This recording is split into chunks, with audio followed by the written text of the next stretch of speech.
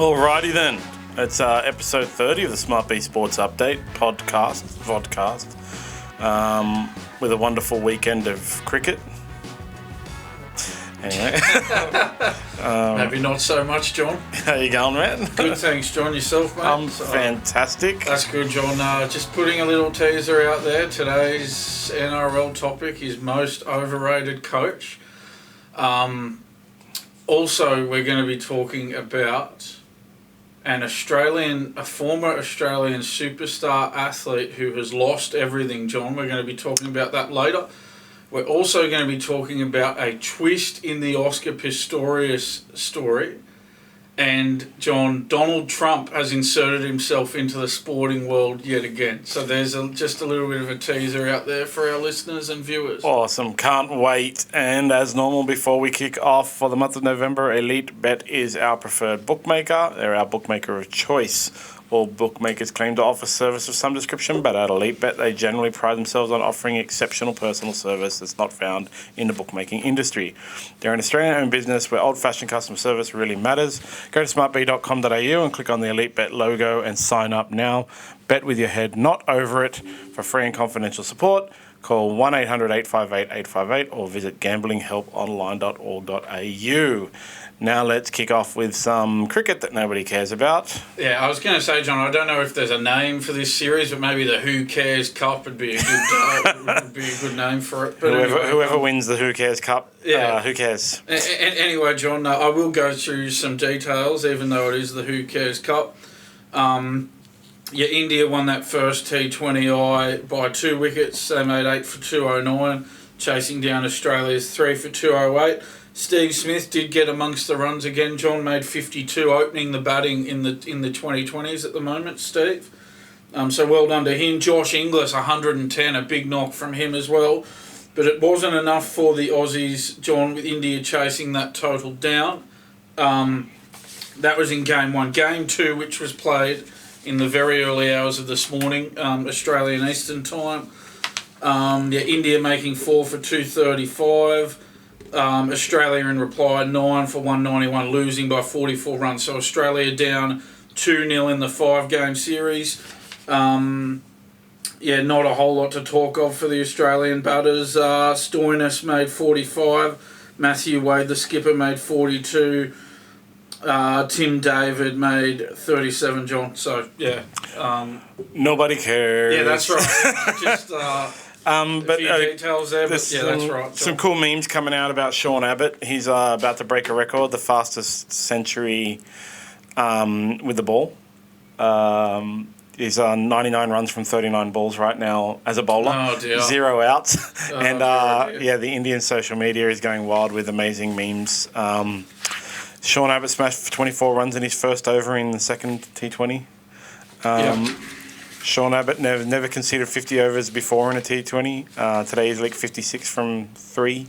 I don't mind that from on social media. That's fine. That's all fun. But we are going to get to some more serious social media incidents in the aftermath to that World Cup a little bit later on too. I like this one. Sean Abbott with the ball and Steve Smith with the bat has been India's 12th man so far in the series.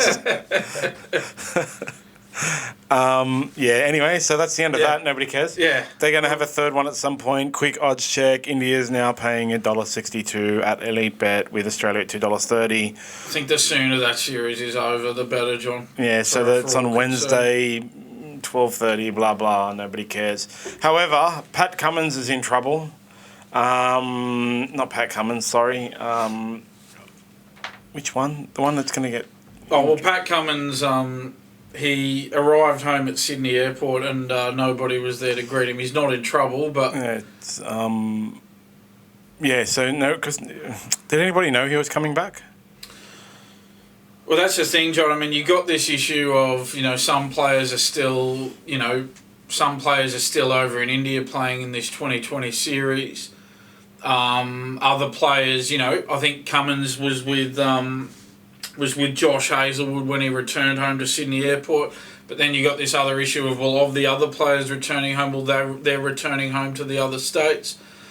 So we've got to make all that clear, John. But that having been said, you still would have expected more than what happened. I mean, we're not expecting a 100,000 people ticker tape parade upon his return home, but you'd want some sort of a turnout, wouldn't you, John? Well, I don't know if people like cricket anymore in Australia. That's the thing, John. And so we're Australian fans are kind of. There's this fine line with Australian following teams, right? They're tall poppy syndrome, where, like Leighton Hewitt was a classic example. Mm-hmm. Everyone suddenly hated Leighton Hewitt just because he was the best. And so when they go too well, Australians tend to, talk them down. And then they're also really, we as a nation are kind of fair weather fans. So if your team is going too well, nobody wants to follow them. And all they want to do is bring them down. If your team isn't going well, no one wants to follow them. So, it seems to me for Australian sports, coming third is the best possible thing that can happen because then everyone loves you. And I used to have, when I was a kid, I had, my mum bought me, I used to love Mark Knight, who's a cartoonist I think he was for Fairfax.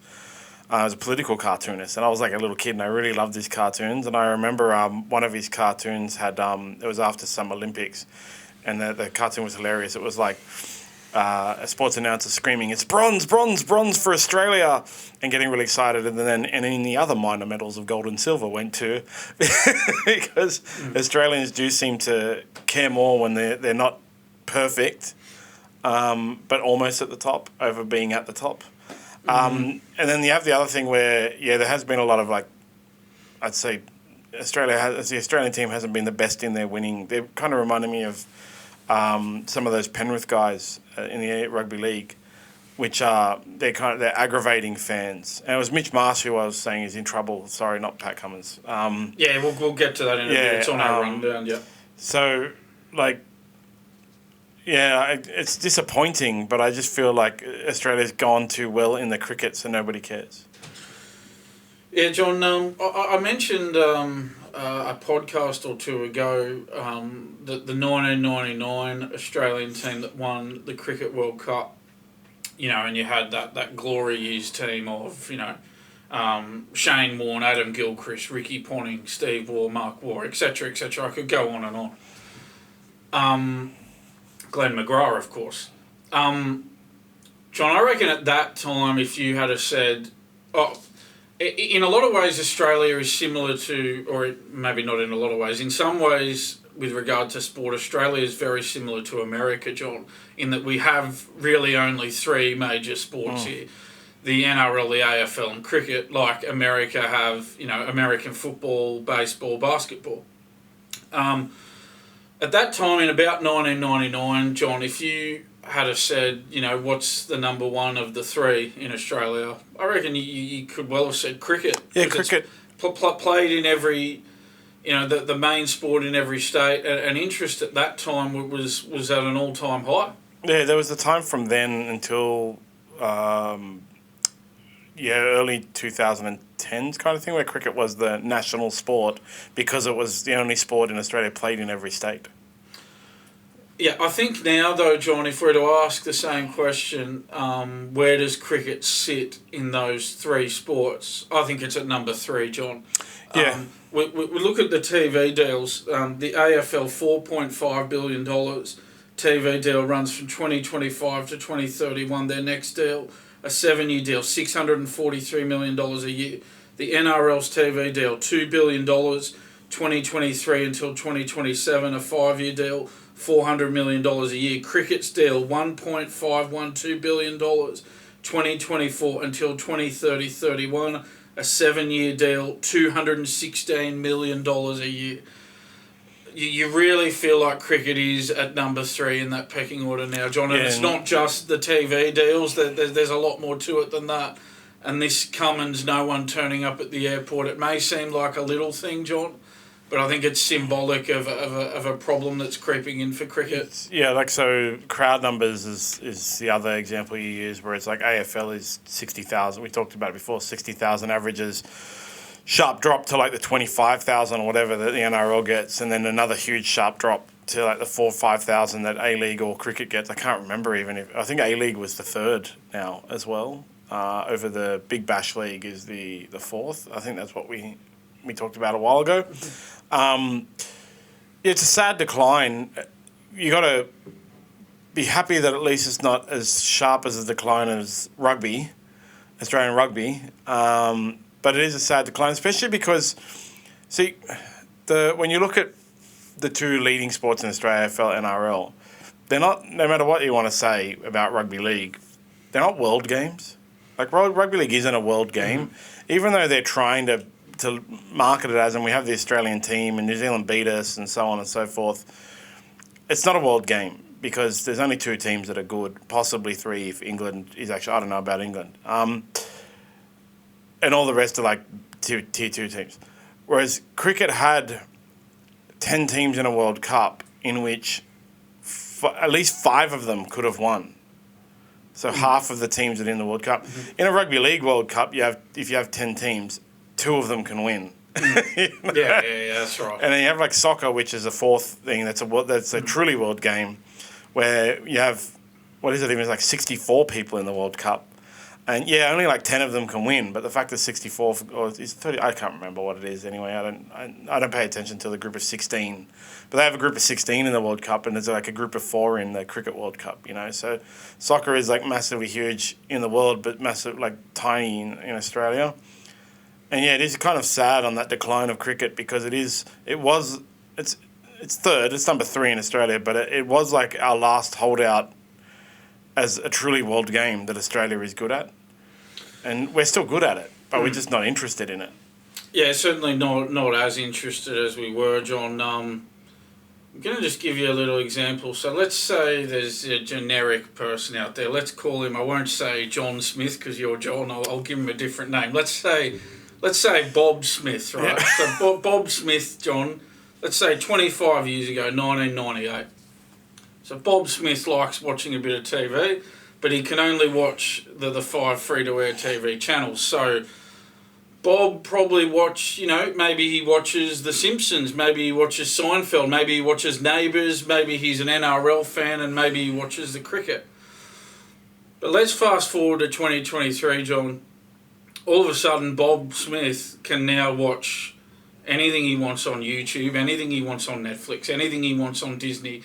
All sports channels that cover sports all over the world, the best sport in America, the best sport in Europe, that he didn't have access to in 1998 when there were only the 5 free-to-air channels.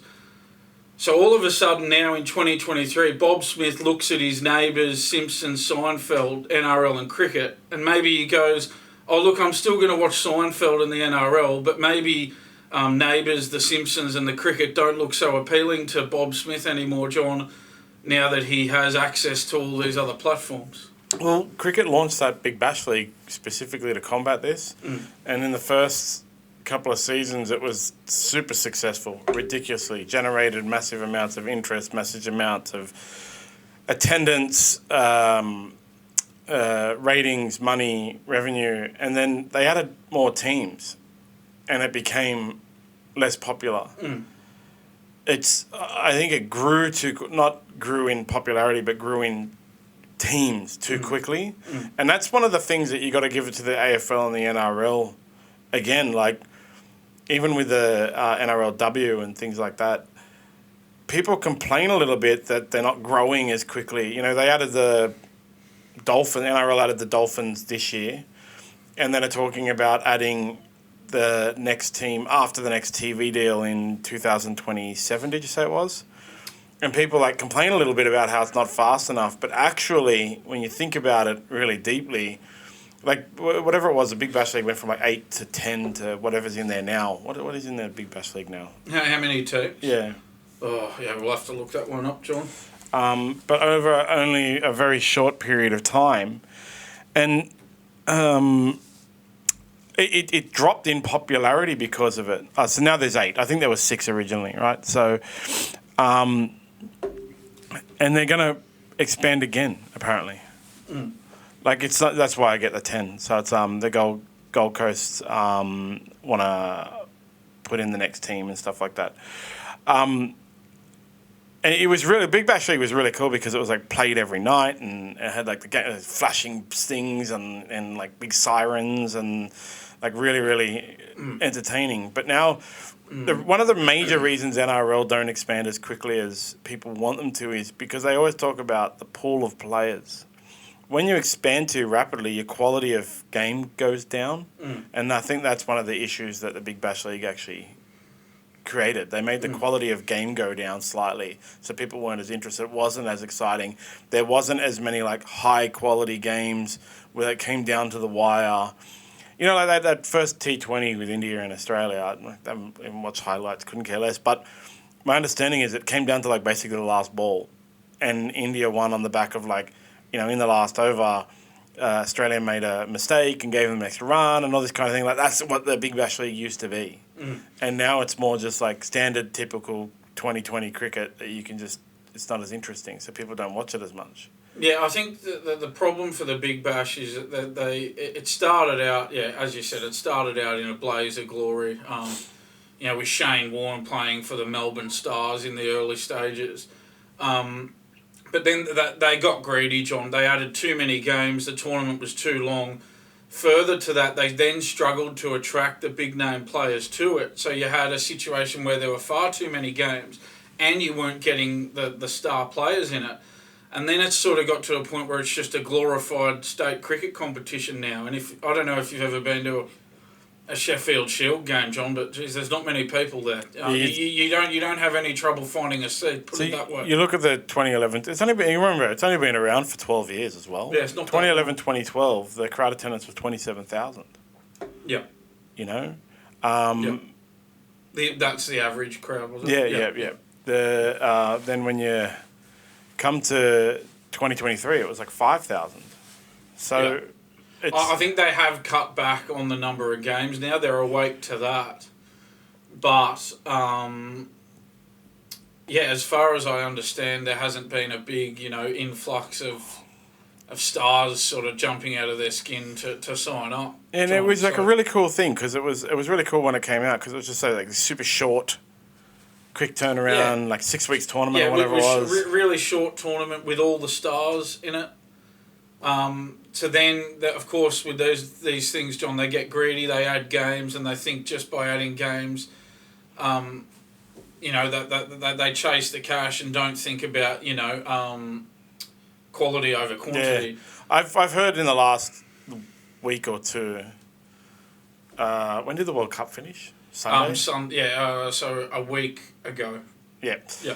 So we mentioned it in the podcast that Cricket Australia is so money hungry and cricket is so money hungry and just throws in these matches. And I have heard that repeated throughout all media for the last week.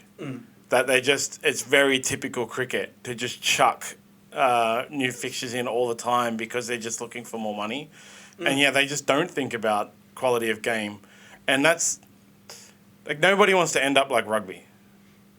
Which has been a remarkable fall from grace in Australia, like remarkable to the level that they're at now. They used to be in the top 3 sports in Australia, and now they're like, I don't even know where they sit. Well, I went into that example, John, of that person who only had, 5 free-to-air channels to watch 25 years ago and now has so much access to so many more channels. Rugby Union's clearly suffered because of that. Yeah. And the fear is that cricket maybe heading down the same path. That's why I've told the story before. I used to go and watch Rugby Union in the pre-season to prepare me for Rugby League. But now they televise trials. So I don't need to because Super Rugby starts in February. Rugby League starts in March. So in February, there'd be something that was slightly akin to Rugby League on that I could start watching. So I'd go to the pub every Friday and watch the Super Rugby. But it was so boring. And then they started to televise trials. It used to be only like the Charity Shield was televised, And now basically every trial is televised. I don't need to watch rugby anymore. So because I'm Bob Smith, I only have a limited amount of time to watch. So I really hope that cricket doesn't go down. Like, this is the kind of thing where you sit down and you look at it and go, this has been our slide and how do we stop it and not be arrogant and think like, yeah, but we're cricket, we can last forever. Yeah. You know, we've been around for 200 years or whatever since the beginning of Australia, and you know, we're number 3 sport in Australia and all that kind of thing. They should go back and look at where they used to be to where they are now and address the slide. Well, as we say, 25 years ago they were number 1. Now they're number 3. Yeah. So, you know. 3 or 4. Unfortunately for Pat Cummins, nobody came to greet him. I've never been to greet anybody who returned home, so it's, you know, nothing new to me. But there was a lot of people that used to all the time, and now nobody does.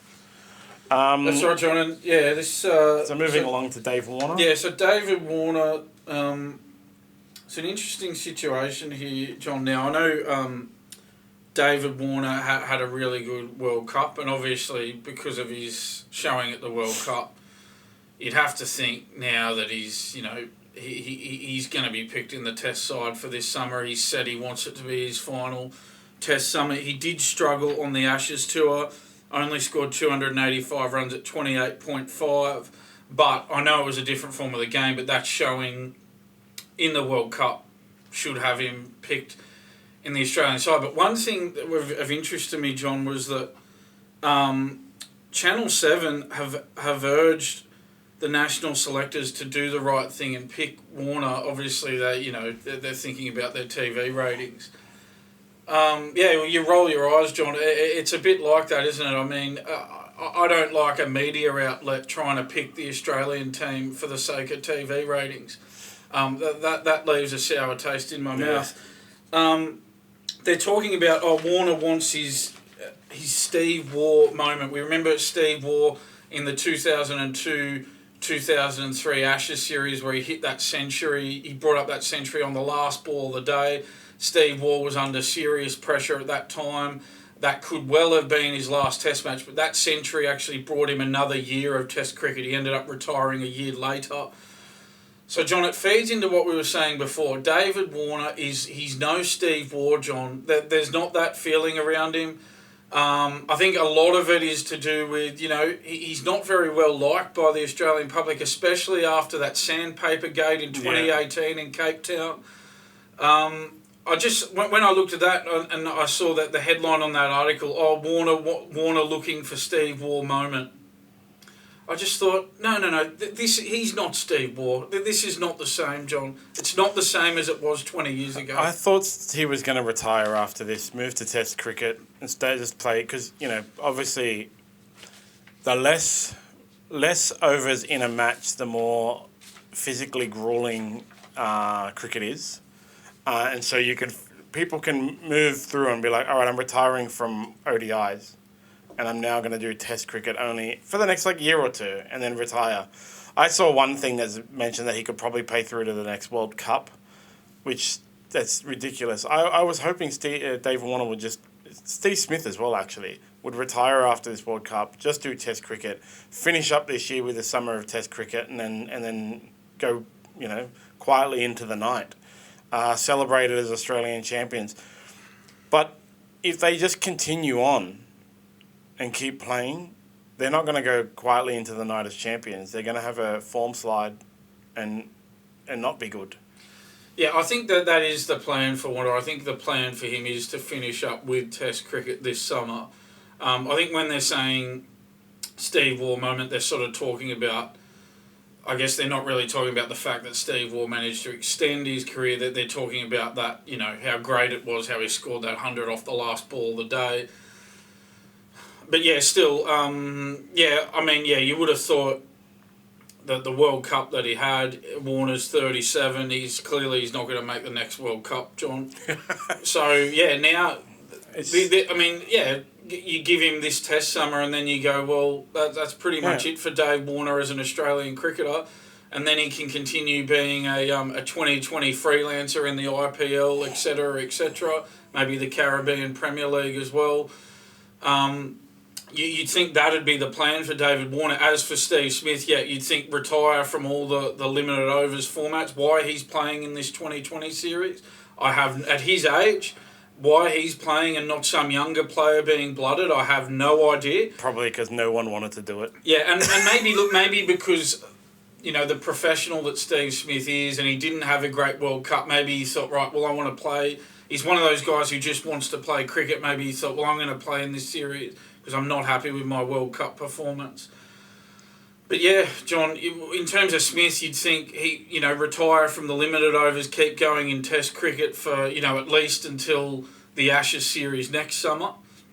But yeah, as for Warner, you'd think, play the Test summer and then you're done. Yeah, finish up in March, bro. That's it. Yeah. I was just going to say, John, as well, that I don't know if you've seen it, that ad with Richard Roxboro on it. Richard Roxboro, who I don't watch free-to-air TV, so I never see ads. Well, I'll just explain it then. Yeah, so he starred in this ad saying that, promoting this Australian Test series against Pakistan on Channel 7, and he was saying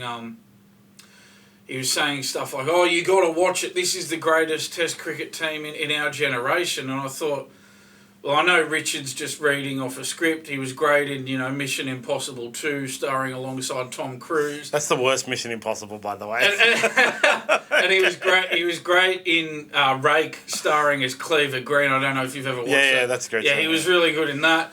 John, and I know he's just reading off a script, but there's no way that this is the greatest Test team in a generation, John. There's no way this team is better than the Shane Warne, Glenn Maguire, Ricky Ponting, Adam Gilchrist team. It's the greatest Test team in my children's generation. Yeah.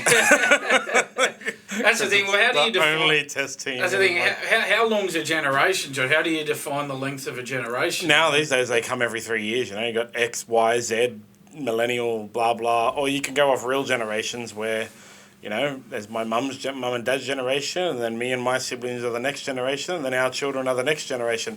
They are the greatest Test series in my children's generation. Yeah, actually, my oldest child is 21, so maybe not even 20 years ago, 2002. Oh, no, there was a better Test team then. That's the thing. You think about, the 1995 to 2005 Australian team was better than this Australian team. That's actually... So it's possible for my children to have had children. Because, my oldest son is 22 in February. So if he had a child, it'd be the greatest Test team in that generation. So my grandchildren's generation.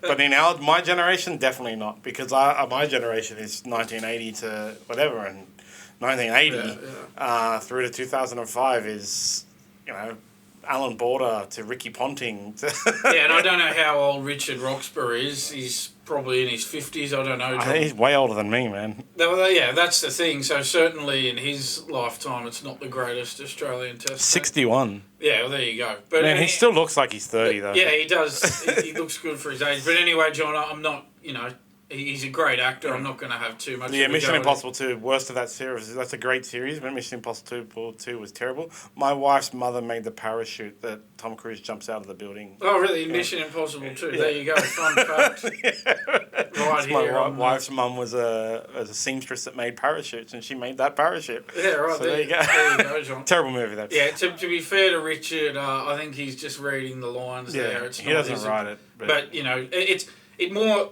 The reason I brought that up, John, was it taps into this theme that we've been talking about all morning this morning, that this idea that, no, this is not like it was 20, 25 years ago. Don't pretend that it is, because it's not. Sorry, jumping back to the Pat Cummins thing, because it's just popped into my head. Yeah. Would there be any sport anymore in which a returning world champion team would get any parades or anything like that in Australia?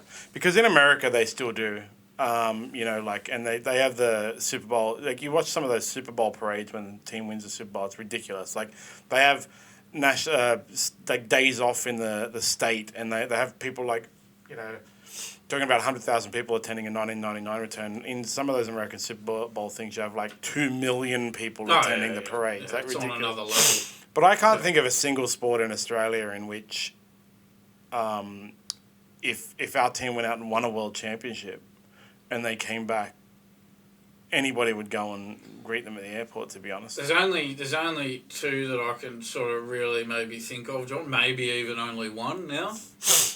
When I'm saying two, one that popped in my mind was maybe if they had a really, really, really good Olympic Games and they topped the medal tally, maybe. The other one, John, The only one I can think of, and I know it's an out there scenario, if Australia won the Soccer World Cup, I think it would happen.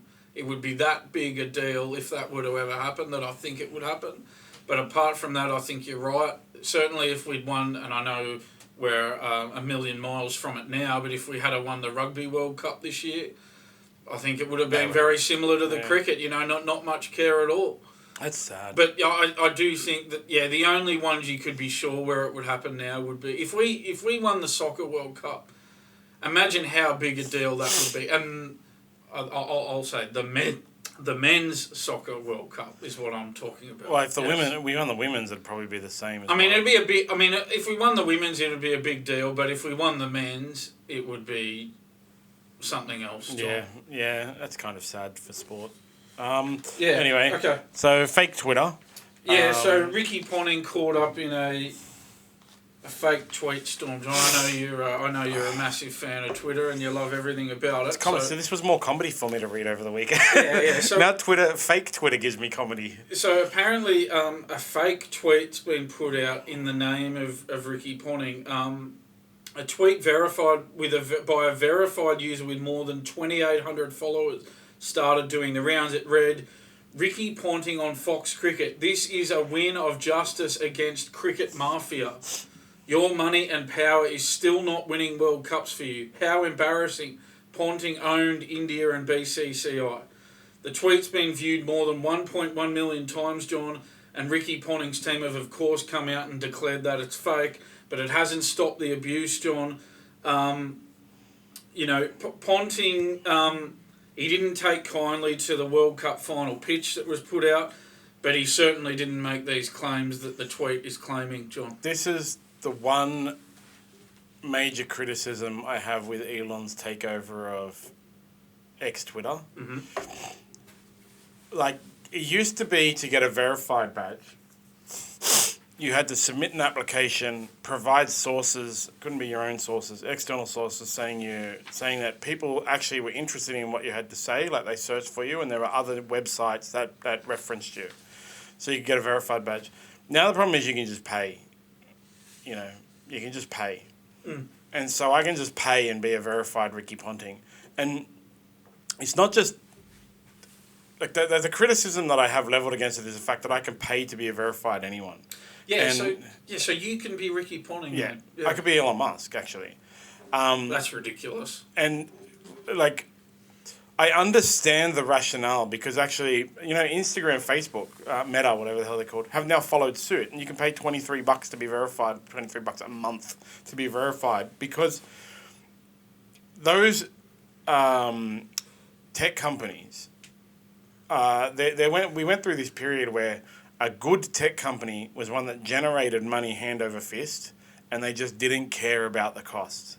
Mm. So Twitter, like when Elon went in and took over, was just losing money hand over fist. It was generating crap tons of revenue, like billions of dollars in revenue, but spending more than that billions of dollars it was generating. And so one of his pathways to better revenue was to make people pay for a tick.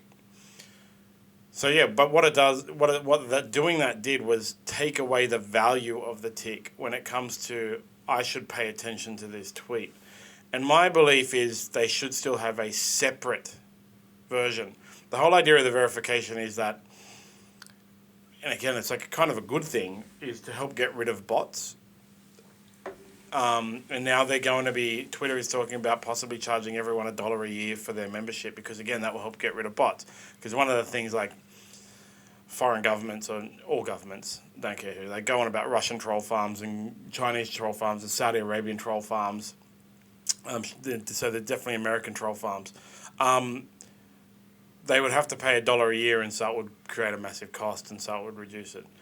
But, yeah, like, when you apply for a tick, there should be some gateway in place to prevent you from imitating real people. The thing is, though, you are allowed to do parody accounts, okay? I can make a Ricky Ponting parody account as long as I put the word parody in my... I think in my bio, not in my handle, right? Yeah. So there's a famous one that AOC, because she is like Alexandra Ocasio-Cortez or something. Her name is massive, right? Yeah. So there's an AOC parody account that follows the requirements. But the problem with it is her name is so long, and then they add they do it on purpose. So her one says AOC, tick, right? Then there's the Alexandria Ocasio-Cortez parody, tick. But when you look at Twitter, there's a character limit for your view. So it just says Alexandra Ocasio ... So you don't know that's the parody one, right? Yeah. And again, like that's an issue that Twitter should actually address, because like she's had a big tantrum about it. Like I said, like these people are pretending to be me and they've bypassed the requirements, which they have. And fair enough too. Yeah, exactly. And that like what it does is, like Twitter is a news source, Facebook is a news source. Like I've said before, I tell people all the time, Twitter is not popular in Australia, but in the US it is actually the number one social media platform for famous people. The whole idea of Twitter was originally, so Jack Dorsey's talked about, it's supposed to be, it's based on ICQ, which is no longer around, which was the first mainstream instant messaging platform, to be able to have an ICQ conversation with everyone in the world at once. So it was basically a town square. It was made to target famous people being able to have ICQ conversations with everyone. Because you could, on ICQ, you had to like you do with like Facebook or other messaging instant. I have to add you and you have to add me, right? Back in the day. Whereas Twitter was like, I could create my account and you could add me. I didn't have to add you, but you could add me, and then I could convert, and then you could tweet at me, and so on and so forth.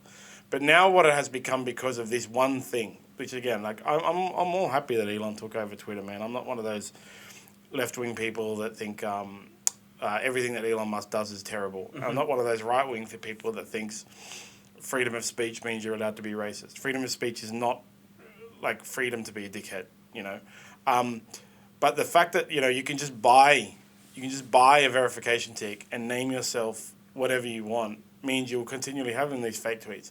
Now, on the flip side of that, me and my little sister, when Twitter was first around, we were both on Twitter, I used to make fake tweets of her because there are websites where you can make fake tweets anyway, and they look exactly like tweets. So I could create a funny fake tweet, and it gives you the screenshot, and then I could post it on my Twitter, and, you know, she's deleted it. And she'd do it back to me, you know, it was like a joke. Yeah. I'd never do it like this, but even if they had this whole verification system they still had, people could still make fake tweets, is the point. But the generation of those fake tweets doesn't make a web page, an indexed web page that stays around on Internet Archives and in caches and stuff like that, even if the person deletes it. And finally, like the thing is, people are not sophisticated enough to look at a Ricky Ponting thing that's made a tweet and go, it's only got 2,800 followers. 2,800 followers is nothing. I can buy 2,800 followers tomorrow for like $1 on my Twitter account, you know. Whereas, like, I can just check now Ricky Ponting Twitter and see how many followers he actually has. If he's on it, he might not be on it. Ricky Ponting AO, he has 300,000 followers, right? That's more believable. Yeah. So when I see a tweet from a famous person, he doesn't even have a tick. Which is even more funny. Is it really him? Yeah. You wouldn't really know. Yeah. But it would be because it has the AO after it, which you're not allowed to put, and, you know, it gets shut down and stuff. Yeah. And it's got links to his foundation, it's got links to his wines. But I would look at a Ricky Ponting tick tweeting something out and see that it only has 2,800 followers and know that's not Ricky Ponting. Whereas people aren't sophisticated enough to go, wait a second. So does he not have the tick because he hasn't paid for? Is that right? Yeah, that's right. Right. Okay. He would have. He probably used to have it, and it was taken away. Right. Okay. Because there was a time where you didn't have to pay. Was there? Yeah. No. You just submit an application. Yeah. And then it would be there. So you look at something, right? Okay. So, you know, our proud friends, Happy Friends Club Prairie Fire, they started their Twitter June 2023 when we first started, you know, sponsoring and stuff like that, right? Yeah. So when they first started, obviously they had very few followers. But it's only been a couple of months and they're at 8,200 followers, okay? Now, if I look up someone like Adam Gilchrist, because he's ridiculous, actually. I'm sure he's very popular. 931,000 followers. 931,000, okay. Wow. So, like, even if Ricky Ponting wasn't on Twitter, banged up a Twitter, okay, like got his tick, he wouldn't have 2,800 followers for very long. And so even for me, my thought process would, no matter what, 2,800 followers, that's not Ricky Ponting, that's a fake Twitter. Yeah. But for most people, they're just going to see it and follow it. That's the thing. You're very familiar with social media. A lot of people are not. Exactly. So, but you just can't have this situation, John. You can't have people pretending to be other people and putting these tweets out. It just can't happen. Elon's got to do something about this, John. Yeah, so some people imitated him. Funny enough, Adam Gilchrist doesn't have a tick either. But Elon Musk, when he did this, he had people imitate him. And of course, he's like a dictator. He just banned them. And you aren't allowed to do it, like I said, unless you put parody afterwards, if you can't pretend to be someone. But all of these social media platforms actually rely on a reporting system. Even though they have things in place to algorithmically block and ban certain things, they still actually more rely on a report system. And a lot of them, like I've gone through this frustration personally, and I have helped people with it. There's a lot of frustration to the algorithmic banning as well, because the auto ban is, so they err on the side of caution in their algorithm where they automatically block you or ban you, and they err on the side of caution where they automatically block you or ban you after you get reported. Then you have to go and get yourself unlocked. Okay. Now people will complain about this, and I complain about this. I've been banned I've been banned from TikTok multiple times. SmartB has been banned from TikTok multiple times because you're not allowed to do organic posts that have to do with gambling on TikTok. TikTok is way too kid targeted, so fair enough.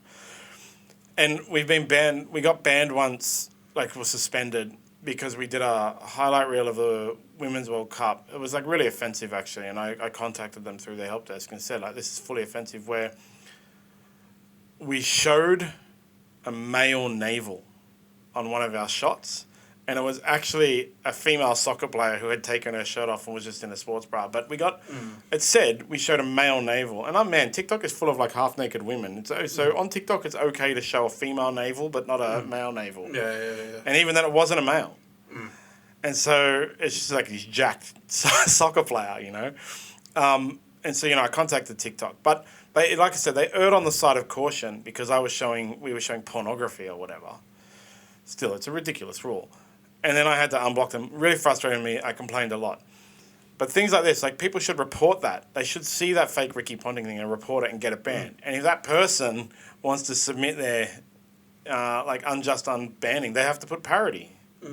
Elon needs to make it, or Twitter needs to make it, that the parody needs to come first. So that in that AOC account, it's instead of Alexandra Ocasio-Cortez parody, it says parody Alexander, Yeah. That's a simple fix. Yeah, I'd imagine people like Ponting and Gilchrist, John, would just think, we're that big, we couldn't be bothered going through the verification process for Twitter, and good luck to them. They probably think we'll stuff this. Not gonna pay. Why should they? Why should we bother?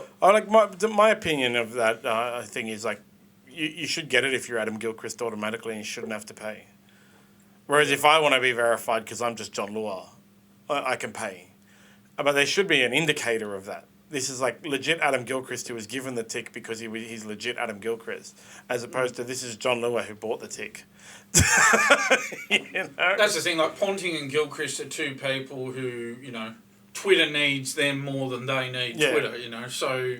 So Twitter should just be doing that for people of that high profile. Funnily enough, Steve Smith, out of all of my suggestions right now, you might also like for cricket, Steve Smith is the only one with the tick. Yeah, there you go. So Steve Smith he's paying the $12 a month or whatever it is. Yeah. And Dave Warner also has it. Right. I'm going to just follow these guys while I'm here. Anyway, it sucks to be Ricky, and it sucks when that kind of stuff happens to you, to be honest. It does. I imagine. Now, there's some issues with some wags. Yeah, John, after the World Cup, Australia's triumphant World Cup, some wives of the Aussie cricketers, they've spoken out about some vile abuse they've received on social media, John. Glenn Maxwell's wife, posted a message to social media exposing some of the shameful abuse. She says, "Anne, cue all the hateful, vile DMs. Stay classy," she wrote on Instagram. "Can't believe this needs to be said, but you can be Indian and also..." So she's of Indian descent, I will point that out. She says, "You can be Indian and also support the country of your birth. where you have been raised, and more importantly, the team your husband and father of your child plays in.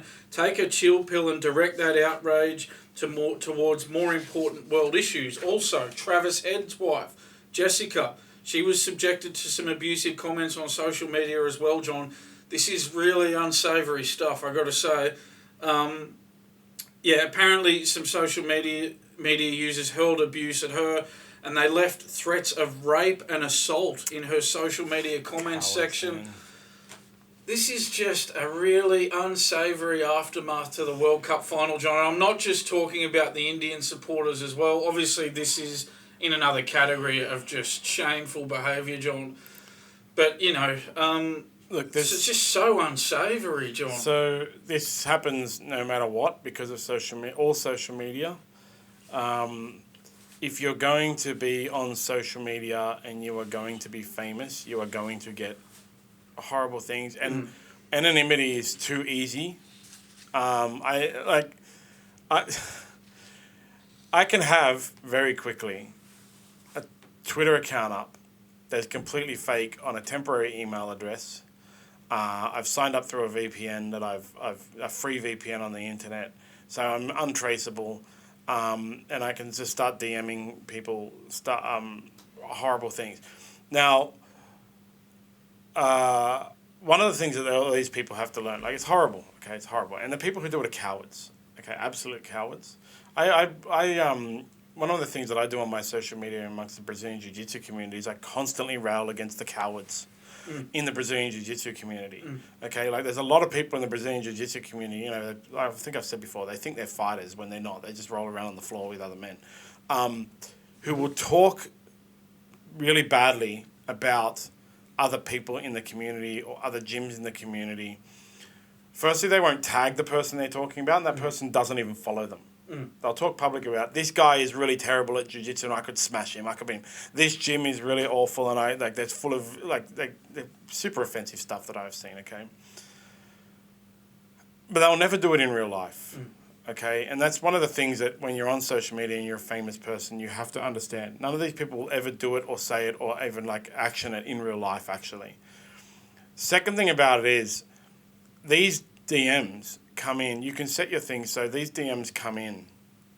The person has to request to message you. And so your best option when you are famous is to reject all requests without reading, okay? Like I get requests all the time because I am kind of semi-well-known in the Brazilian Jiu-Jitsu community. I've had people walk up to me at tournaments and take photos with me, okay? I get requests all the time and I'm happy to read them, actually. I've had anonymous, cowardly messages. Seriously, I'm going to bash you when I see you and stuff. And I publish it straight away on my thing. Go, check this guy out. Guys, check this out. One guy once told me that he knew that I was going to be at Subversion. And I actually, when I go to Subversion and other popular events, I wear my personal stuff with my name on the back. I have a jumper that has actually my name, John Lure, on the head. So somebody messaged me once and said, I'm going to get you outside Subversion. I was like, okay, man, do it. Because I know... I am in no fear. Probably, honestly, if he did it, I'd probably cower in fear and crawl up in a ball on the ground, okay? I'm not a fighter, okay? But I know that actually they're not going to do anything, okay? So, yeah, I take those requests. But famous people, I would suggest to every famous people, ignore all requests. So the third thing about it is I do have a criticism of wives of famous people who are famous and popular on social media because they're wives of the famous people. They are always going to get this abuse more than the famous person. I'm not condoning the abuse. And I'm not saying they're asking for it. But it's going to be a fact because cowards will go for the weakest point, okay? A coward is not going to approach Glenn Maxwell and say, I'm going to rape your wife, okay? They're also not going to DM Glenn Maxwell and say, I'm going to rape your wife. They're going to DM his wife and say, I'm going to rape you. Yeah. So... Your best bet is actually to just I think that might have been Travis Head, but I get what you say. Even it's a wider point. MMA fighters' wives get this abuse. And MMA fighters' wives are very, very not sensitive to. They're desensitized to it because, honestly, there's actually a thing right now with Ian Garry where his wife wrote a book 15 years ago. Ian Garry is one of the top undefeated fighters from Ireland. His wife wrote a book like 15 years ago, How to Be a Wag, How to Become a Wag or something, and everyone is saying that Ian Garry is like under the thumb and cucked and all this kind of stuff and all this nonsense. She's copying all this abuse. But her thing, even she recently came out and said, keep abusing me, because if you were to come up to me in public and say it, my husband would beat the shit out of you. Because she knows they're cowards. And man, I honestly, it's controversial, but I think to sign up for social media, you should have to upload ID. You should have to be a real person. I mean, something's got to be done about this. This is just far too frequent. And you mentioned that word coward before, John. It seems like social media essentially runs a protection racket for cowards. Yeah, because I can have an account up. My account will be fake. It'll have no followers. Okay, if I want to put some money in it, I'll have $1 million, a couple of $100. I'll have 100,000 followers straight away because I'll buy them. Okay, I'll be verified. Because I can get I can sign up for a fake, not a fake credit card, but like a fake credit card on the internet where I deposit money and it won't ever be tracked, okay? I can use a VPN to hide my actual location. I can create a temporary email address through that VPN that disappears after I've verified my Twitter. And then I'll have a fake Twitter that's verified, has hundreds of thousands of followers. No one will ever be able to track where I am, and I could send whatever I want. I can even use now AI or notarealperson.com to make a photo that looks purely like a real person. Yeah. And Facebook Marketplace is a classic example of this, because the other thing you can do, which, look, this is not a lesson on how to be a douchebag on the internet, but it is kind of a lesson on what douchebags do on the internet. So Facebook Marketplace, I've listed stuff for sale on Facebook Marketplace. And what people do is they claim old Facebook accounts.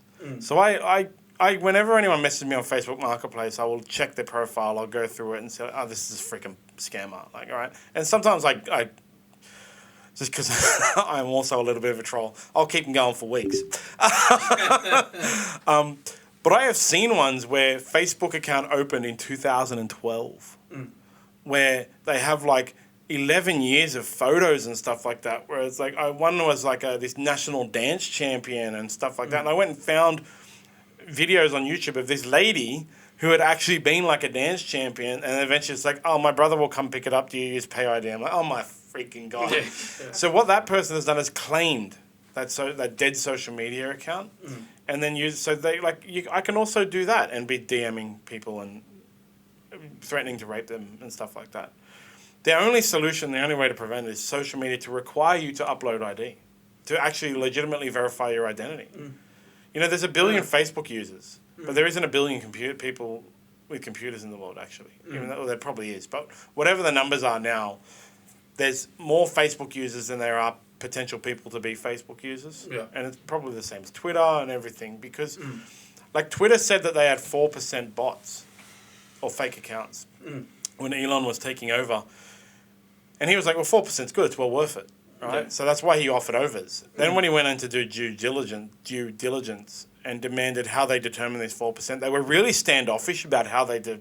And he had to basically use lawyers to get into this due diligence to find out how they find out. And what they do is they take a random sample of what they were doing. Take a random sample of 100 accounts and analyze it manually and go, yeah, 4 of them are fake. When you got hundreds and hundreds of millions of Twitter accounts, that's not a real thing. And there are other organizations that do proper analysis.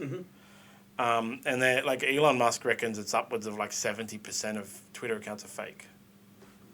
So that's how easy it is to make a fake account. Yeah. And so the only way to stop it, I mean, he's trying to do his $1 a year and stuff like that. The only actual way to stop it is, if I want a personal account, I have to upload my driver's license. And this is actually me. And I'm the only John Lua, my date of birth and everything, my driver's license number that can ever have that account. No one else will be able to make a fake one. They can make parody, but then they have to also upload their account. They have to also upload their details. You know? I have 10 Instagram accounts or something like that for different companies and stuff. I have 3 that are actually mine. If I had to upload driver's license for all of them, then, I wouldn't be abusing people. Yeah. So yeah, that's unfortunate. It's an unfortunate fact of life. But like I said, It's just cowards. These people shouldn't check the messages. Should just remove more. Joe Rogan says it best. Don't read the comments. Post and ghost. It's post and ghost. Do you post? Don't read. Post and then that's it. That's it. Never check back. You turn off your notifications for comments and stuff like that. Yeah, it's a good idea, John. It's very unfortunate. Yeah, social media, the toilet of society. Yeah, exactly. The downfall of modern society. Exactly. Mm-hmm. So, but on to Mitch Marsh. Yeah, so, John, Mohammed Shami's upset for some reason, John. Mitch Marsh, an image has gone viral of him sort of resting his feet on the Cricket World Cup trophy in the dressing rooms after that final last week. India's accused him of, angry Indian cricket fans have accused him of disrespecting the trophy. Shami was quoted as saying, "I am hurt." He's hurt by this, apparently, John. The trophy for which all the teams in the world fight, the trophy which you want to lift over your head, keeping a foot on that trophy did not make me happy. Marsh, in return, joked, "It's got a bit of legs, that photo, hasn't it?" Pardon the pun. Terrible. John, this is just an overly... I'm sorry. There's been some parts of the Australian reaction that I have not liked after the World Cup. I didn't like Adam Zampa making fun of Michael Clark on social media. I thought that was poor form. I didn't like David Warner coming out and basically blaming the whole of Australia after the win and bringing up how Australia were... pessimistic after they lost the first two games. Well, what do you expect, David, after you lose the first two games? That's going to happen. But this is not in that category, John. This is an overreaction by Shami. Just get over it. Who cares? All right, he rested his feet on the trophy. He didn't break the trophy or anything. Just get over it, Shami. It's no big deal. He's called for lifetime ban from India, which is ridiculous. Oh, give me a break. This Seriously. is the second time in 3 years that I've seen a champion team disrespect the trophy. And it's something I don't really like, to be honest. Like the Penrith, if you remember a couple of years ago when Penrith won, I can't remember if it was after their back-to-back or their first one, they broke the trophy. It was on their social media, and they did stuff like dressing it up and having beers with it, and they broke it. Yeah. And that trophy is, this is just the kind of younger generation. I sound like an old complaining person. Younger generation's disrespect around the trophy, which obviously angers the older people who revere that trophy in every sport. It is the way the world is going. He can put his feet on it if he wants. It's his trophy. I don't like him putting his feet on it. But yeah, it's a complete... you may not like it. That's fair enough. But to say that he's hurt by it, that, come on. That's physically hurt. That's too much. You know what I said? I was like, come on, man, don't be a dick. That was my reaction. Then, all right, on to the next story. To say that you're hurt by it, just get over it. You should be hurt by the fact you lost the World Cup final, not by the fact that Mitch Marsh rested his feet on the trophy. Yeah, it's nobody cares. Like I said, I don't like it because I don't like things like you work all year for that. And there's how many people were in each squad? There's 160 other people that also work towards that trophy. The World Cup squads, I think they may be 14-man or 15-man squads each team. 150, 140 people minus the Australian one, so 125 other people that were working towards that trophy that you've just chucked your feet up on as the leg rest.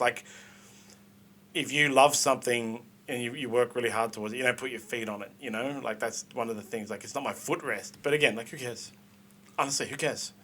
Yeah, it's not it doesn't even really warrant that much of a comment. I don't like it. All right, cool, move on. I don't like what the Penrith Panthers did with the trophy. Okay, move on. Travis Head, I just put there, John. Travis said he had that first 2020 international off due to a hangover. I don't think we blame him though, John. I think after his performance in the World Cup final, he was entitled to having a big night. Because nobody cares. But it just kind of highlights how little they care. The fact that he knew he had a game tomorrow and he got munted and took a day off because of a hangover. Yeah, I'm just checking if he played in that second game, John. I've got it here. Maybe he's still hungover. Let's see. Is this game 2 I'm looking at? Yeah, it is game 2. No, he didn't play in game 2 either, John. So he's had a couple of games off, but I think he's earned that, John. Yeah. I don't think anybody cares. Nobody cares. And Nathan Lyon mocks Bazballs. Nathan Lyon's just piling on here. He's come a bit late to that party. Yeah, he said he was quoted as saying, I'm 2-0 against Bazball, so I'm happy. It's a load of, I don't like to swear, John, it's a load of S. Don't worry, I'll swear for you. It's a load of shit. Yeah, if you ask me, it's a brand of cricket that the English want to keep going with. Now it's in the dictionary, which is pretty extraordinary. Yeah, I think the thing with this is Nathan Lyon's late to the party. He should have mocked us 3-4 months ago because it's a massive failing. Yeah, I mean, John, you know how I feel about England. I mean, I'm all for a pile-on against England at any time. But John, I don't know. I got to be honest here. Just the I'm 2-0 against Bazball, so I am happy. Like feeling the need to point because he's talking about how he played in the first 2 tests of the Ashes, which Australia won. And then he didn't play the rest of the series, and Australia didn't win another test. They did enough to retain with 2-2 the series result. It's just, I've got to be honest, John, it's just, I'm 2-0 against Bazball, so I'm happy. He's making that about him, John. It comes across as a bit arrogant to me. I've got to be honest about that.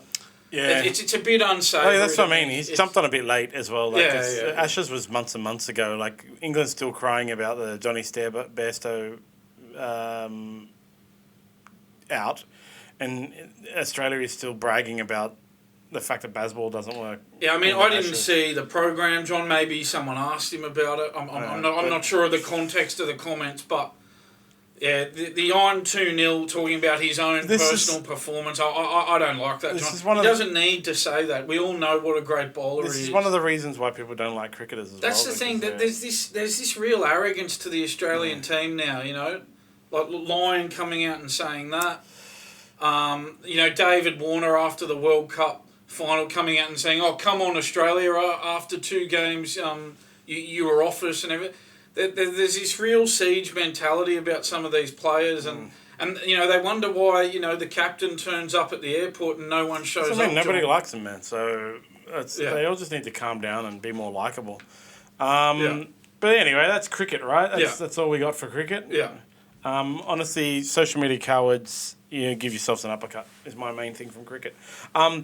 So rugby league always continues with our awesome news. And my best friend Addin Fonua-Blake. Yes. So he's got 3 teams that he's meeting with. I think I don't know. Is there somebody following Phil Gould around with their mobile phone? Because would be. There was a secret. The Telegraph would be. Another secret snap of Phil Gould meeting with Addin Fonua-Blake in an airport from a mobile phone. I think that's more news than him meeting with Addin Fonua-Blake because it's just bizarre. After the Canterbury League one where he met with Raymond Fatal. They used the Canterbury Leagues used security cameras to find the person who took that photo, and it was actually a photojournalist. So it wasn't even a chance snap. It is now. It just seems to me like certain news organisations are obsessed with getting photos of Phil Gould. The 3 teams right now who are desperately in need of a forward leader are the Bulldogs, Tigers, and Dragons. And of course, all 3 of those teams are going to meet with Addin Fonua-Blake and make him offers. I don't have trust for him, faith in him that he won't compassionate grounds out again. And is it a case, speaking from a Bulldogs point of view, John, is it a case of once bitten, twice shy? We think about what happened with Tavita Pangai Jr., that didn't work out well at all. You've talked about Addin Fonua-Blake's track record with saying that, because of personal circumstances, I want to leave. He doesn't have a very... And again, I don't know the specific circumstances of why he left clubs, but he doesn't have a good track record in that area, John. The Bulldogs have got to be careful. The Pangai Jr. Experiment didn't work.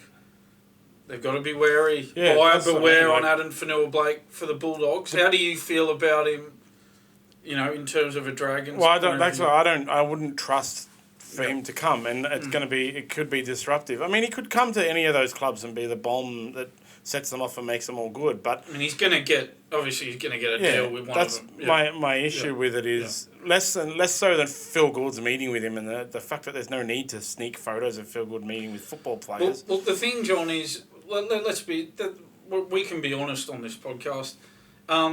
Phil Rothfield from the Telegraph has got it in for Phil Gould. Yeah. So, there's no surprise that they're following him around. Yeah, no 100%. surprise at all. Let's call a spade here. So, because Fonua-Blake's actually he's 28. He's quite old. All right.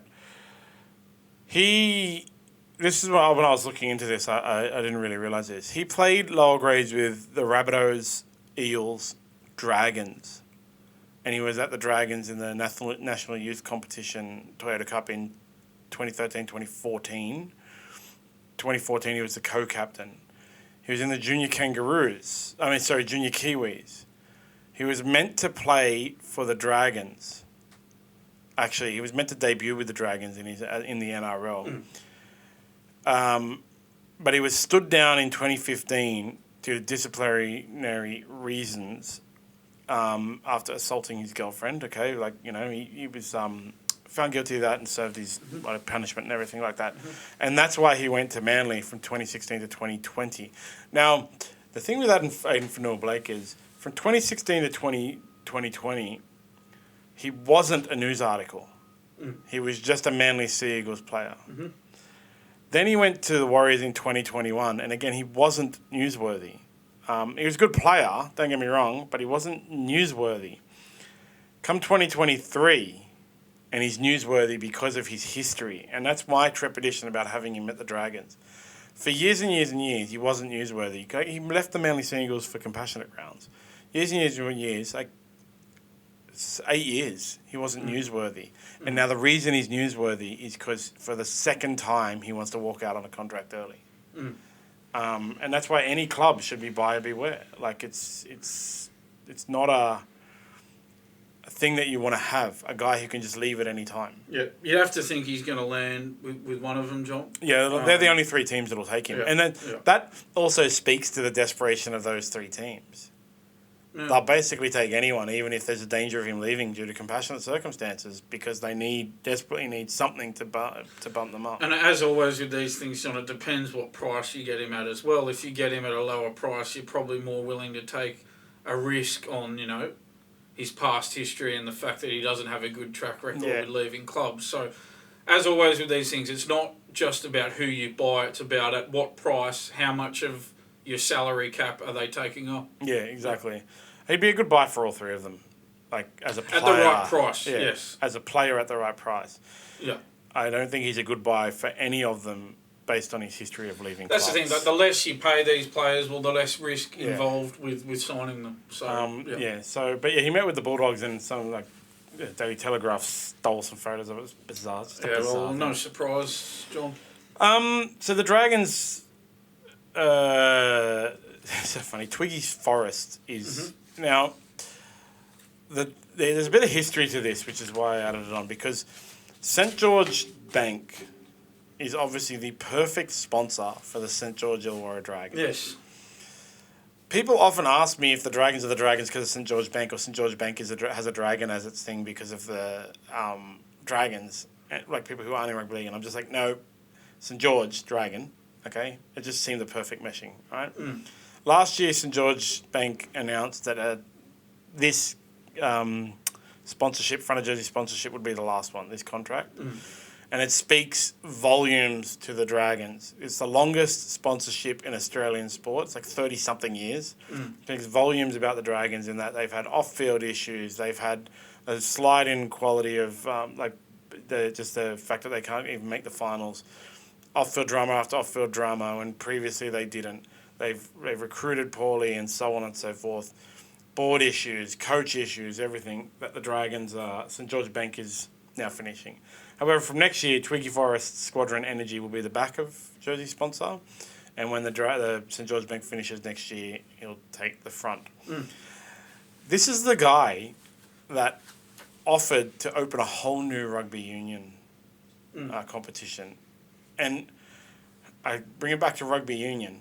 Twiggy Forrest is historically a rugby union guy. And he seems so disillusioned with rugby union that he's willing to sponsor a rugby league team. Yeah, well, it's symbolic of the situation, isn't it, John? Yeah. Rugby Union's on the nose with everybody, even, wealthy benefactors like Andrew Twiggy Forrest. It's it sums up the situation perfectly. Rugby Union is... It's a dying sport in Australia, John. I'd really like to know what is going to be the wake-up call for Rugby Union. Twiggy Forrest, as I said, he offered to open a whole new competition. Right now he's invested heavily in Western Force. Right, he keeps Western Force alive, basically. He offered to basically create a whole new competition because he knew Rugby Union was on the slide and they ignored him. He's going to put billions behind it. And now he's moved to sponsoring a rugby league. Surely that is... No, but we always think, just when we think Rugby Union can't get any lower, something new comes out to make them lower. And we'll get to Rugby Union at the end, at the other sports news, but it's just... Yeah. I think Rugby Union's just having it's the popularity of rugby league in Australia is the problem for Rugby Union in this country, because everybody says, Rugby Union need to change the rules, they need to make the game simpler, but by doing that, they just turn into rugby league, and we've already got rugby league here. So that's the major issue for Rugby Union in Australia is rugby league is a better version of the rugby product. You can see small things in Rugby Union that show you that it still has potential to be even on even footing with the other sports. Like I said before, they got that 75,000 people to attend a game in Melbourne with Australia versus France in the World Cup warm-up. But just every single day, it's death by 1,000 cuts right now. Something new happens. Like Twiggy Forrest is now investing in rugby league instead of Rugby Union. Yeah, and I think another point to make is that I think the fact that every NRL game now, if you got Fox, every NRL game now is live. You can watch every game. Even if you don't have Fox, you still get 3 live games a weekend on Channel 9, which is a massive improvement from the old days where you'd only get 2 games on Channel 9 and they were both on delay. So that's the thing. I think the more access to rugby league on television as well has killed Rugby Union. You mentioned, John, how you used to watch the rugby tests. At that time, we should remember that, the only league you were getting was that 8:30 Friday night game on delay and that Sunday 4 p.m. game on delay. That left Saturday open for Rugby Union, and that with the increased exposure for rugby league on television, that's just killed that off for Rugby Union. It's just death by 1,000 cuts right now for Rugby Union. But hopefully they get a wake-up call at some point. I think they've had more than enough opportunities to have a wake-up call. Hopefully they make some changes. Yeah. Michael Maguire update. So he's and this is I think eased a messy, what was turning into a messy situation. John, he's quit his role as New Zealand coach after that very impressive win in the Pacific Championships. What a way to go out for Maguire. Now obviously we're just waiting on confirmation for that New South Wales job. That's unfortunate. Yeah, it is. I mean, he won 12 of his 18 tests in charge of the Kiwis. Very good record considering how many of them would have been against Australia. It included a semi-final appearance at the World Cup, and as we say, that great win in the Pacific Championships.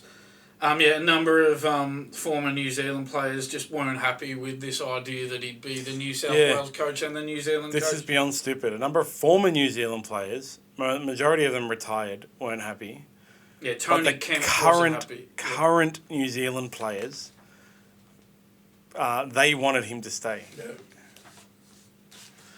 Yeah, there you go, John. I mean, good that situation's been resolved anyway, John. It was going to get more and more complicated, and well, now we know who the New South Wales coach is, definitely. So it clears all that up. I just hope, I hope he gets a good deal with New South Wales. I hope they don't shortchange him, given that he's basically had to leave this job in order to facilitate that New South Wales coaching appointment. I'm expecting an announcement any day, any minute. So, anyway, and finally, before we get to our special segment, the Tigers are going to release David Klemmer to land Jerome Luai. Yeah, apparently that's in the works, John. So, it's our understanding that that they're prepared to release Klemmer as they want to make a huge play for Luai, John. It looks like they're prepared to pay Luai $4.5 million over 4 years. So, That's more than 1.1 million a season. That's a huge play. There's reports, according to the Daily Telegraph, there's reports, John, that Luai's told those closest to him that he's leaning towards that Tigers move now. So that's a bit of a development there, John. He grew up idolising the coach, Benji Marshall. And Benji's gone to his family home and met with him. So it seems like we're getting down the track of the Luai situation, John. And then that triggers everything. And that would be a good on the Tigers if they can land Luai. I think that's a really good move for them. You know, he's the best playmaker on the open market. If the Tigers can land him, that's certainly a step in the right direction. The Panthers have said that they won't release him early either. They've publicly said it. Greg Alexander publicly said no matter who signs him, he will have to play for the Panthers next year. Yeah. We need some hope for the Tigers, John. Some hope, something. Give us something. Again, this is for 2025. Yeah, and look, all right, even so, you know, at least that gives the Tigers fans something to look forward to. Yeah. For 2000. No matter what happens next year, they can keep saying, but we've got 2025. Exactly. Hopefully better times on the horizon at the Tigers. So, all right. It's time for the most overrated coach in the NRL. Yes. There's an easy target in here. Yes. Which I immediately targeted. So, do you want to that's... You know who the target is. So, look, John, I have to go with Ricky Stewart here. He's my easy target, right? Yeah, John, sort of just looking through his record... do you want me to... I'll just quickly read through... I'll go through the whole thing, John, in interest of fairness here. So, 2002 with the Roosters, he won the grand final. 2003 with the Roosters, lost the grand final. 2004 with the Roosters, lost the grand final. So that's an impressive start, John, to be fair. One premiership in his first 3 seasons and 2 other grand finals. He did have Brad Fittler, though, there, John. Then Brad Fittler retired. Oh, was that game, his retirement game? Yeah, that was a good night for me, that one, John, as you can imagine. 2005 with the Roosters, he finished 9th after Fittler had departed. 2006 with the Roosters, finished second last, and that was the end of his time at the Roosters. Then we went on to the Sharks, John. 2007 with the Sharks, finished 11th. 2008 with the Sharks, reached the prelim final, John. Good performance. They had the best defence that year as well. And they did. I think they came equal first that year, I believe. Yeah, after the regular season. But then Brett Kamali left the Sharks, John. And so this theme where he loses that key playmaker and then he goes downhill. 2009 with the Sharks, they finished second last. 2010, he quit, or more likely was sacked, John, I think. With 6 rounds to go, the Sharks finished third last that season. Then he had a couple of years off NRL coaching, coached the Origin team, the New South Wales Origin team. 2013, he returns to the fold, John. Wooden spoon with the Parramatta Eels. Somehow after that, John, he managed to land a gig at the Raiders. Yeah, walked out halfway through his contract. After 1 year. After 1 season. Much publicised. Did that ridiculous thing where he called a team meeting and put an overhead projector. These 12 players won't be at the club next year. And then he then walked out. And half the players ended up staying. Yeah.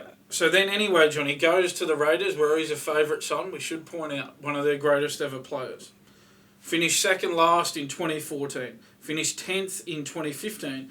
2016 reached the prelim final. 2017 finished 10th. 2018 finished 10th. What other coach, John, in their first 5 years at a club could make the finals only once and keep their job? That's extraordinary to me. But then, to be fair, John, he did start to have some results. 2019 with the Raiders, lost the grand final. 2020 reached the prelim final. But then it went downhill again, John. 2021 he finished 10th. 2022 did reach week 2 of the finals, but he was in a very unsavoury manner suspended for 1 game for that weak gutted dog comment in relation to Jamin Salmon. The weirdest insult ever. And then 2023 they lost in week 1 of the finals, John. Yeah, and they're just scraping through in 2023 as well. Yeah, so John, just to summarise, no premiership win since 2002. That's 21 years ago now. Only 1 grand final appearance since 2004. That was in 2019. Only reached the finals once in his first 5 seasons at the Raiders. He bombed out at the Roosters, the Sharks, then won a spoon in his first year at the Eels. I can't think of another coach who'd get a gig at another club after bombing out at 3 clubs, especially coming off a wooden spoon, John. Yeah, can't think of another coach who'd survive only making the finals once in his first 5 seasons. He has a lot of mates in the media who vouch for him when it comes to the crunch, John. So he must be really good to these journalists. I couldn't go past our friend Ricky for this title. He was my easy one. When I was looking, I was just like, yeah, it's Ricky Stewart, okay? And so this is one of the things. He won 1 premiership with the Roosters. Get this team. This is what I looked up, okay? Yeah. And you got to remember this is 2002. Yes. So some of these guys are legends of the game, right? So Luke Phillips, he's a great fullback. Brett Mullins, Shannon Haggerty, Justin Hodges, Anthony Minicello. There's your back line. It's not a bad back line. With Brad Fittler and Craig Wing as the halves. The forward pack of Jason Kalis, Simon Benetti, Peter Cusack, Adrian Morley, greatest English player to ever play the game. Yes. Craig Fitzgibbons, Luke Ricketson, and a bench, Brian Fletcher, Andrew Lomu, Chris Flannery, and Michael Crocker. Of course he won the premiership. The only team that could arguably be better at that time was the Bulldogs. And they were very unceremoniously booted from the competition for massive salary cap. Exactly. Wages. So someone who was massively breaching the salary cap was the only team which was better. He also won the State of Origin in 2005, whatever it was, 2004, 2005. 2005, the year where Andrew Johns just with set Andrew the Johns. world So on that fire. just talks to your half thing as well. So he was my easy target. I was like, yeah, definitely him. Yeah. Then I went, wait, I should do a little bit more research and I go like look that at you've done every that, John. single other. You've come up with another candidate. That's so good actually, for the I discussion. think Anthony Seibold is the most overrated coach, possibly in the history of the game. Yeah, okay, well. He's only been around for a little while. Mm-hmm. He had 1 season for the Rabbitohs after signing a long-term contract, and he took the Rabbitohs to 3rd on the ladder after they'd missed the finals the previous 2 years. I believe they came 12th and 12th, okay? Then he lost to the Storm in finals week 1. So it was one of the top 4 teams, lost their first round and got a second go. They beat the Dragons in week 2 by 1 point. That was, again, the only time, however long it's been since the Dragons made the finals. They weren't the best team. Dragons just scraped in. And then they were knocked out by the Roosters, who were the eventual premiers in week 3. Then he won Coach of the Year, which I think gives him that rating, has given him the rating. But like we've discussed the Coach of the Year before, it's the most improved coach. It's not really an indicator that you're the best Coach of the Year. Yeah, it's a good point. Because he took a team that was 12th and 12th to 3rd on the ladder and a prelim final. Right? It's the most improved coach. Yeah. Then he went to the Broncos after walking out on the Rabbitohs in 1 year into a 3 or 4 year deal. Just walked out. Now, keeping in mind the Broncos were still the Broncos at this stage, although they had gone through Ivan Henjak and Anthony Griffin and stuff, and they were 8th in their first year. Now, I never ever give the first year for a coach to that coach because it's their first year. They inherit a team. Ricky Stewart won a premiership in his first year with a team he inherited from Graham Murray. Mm-hmm. Anthony Seibold got 3rd on the ladder in his first year at the Rabbitohs with a team he inherited. He built none of that team. Mm-hmm. Then the Broncos got their first ever wooden spoon in his second year there. Okay, first ever wooden spoon. Then he got sacked and forced a payout to get sacked, and apparently got paid $1 million to get sacked. Now he's at Manly. He's been at Manly in his first year. Again, you can't give the first year. They missed the 8. They also missed the 8 in 2022, but they didn't miss it in 2021. And as I've said before, Manly strangely missed the 8. It didn't really register me that Anthony Seibold was the coach, and now I understand why they missed the 8, because I think he is one of the most overrated coaches in the history of the game. Yeah, mostly because people rate him. I think that less and less people are rating Ricky Stewart as a good coach because he's gone for 1,000 years without doing anything. And he's only at the Raiders because he seems to be some kind of protected species. And he doesn't get any discredit from the media because he's some kind of protected species. The only thing I'd say, John, is that I noticed this year when there was, fierce debate about the New South Wales Origin coaching position when, Brad Fittler was on the outs after another series loss.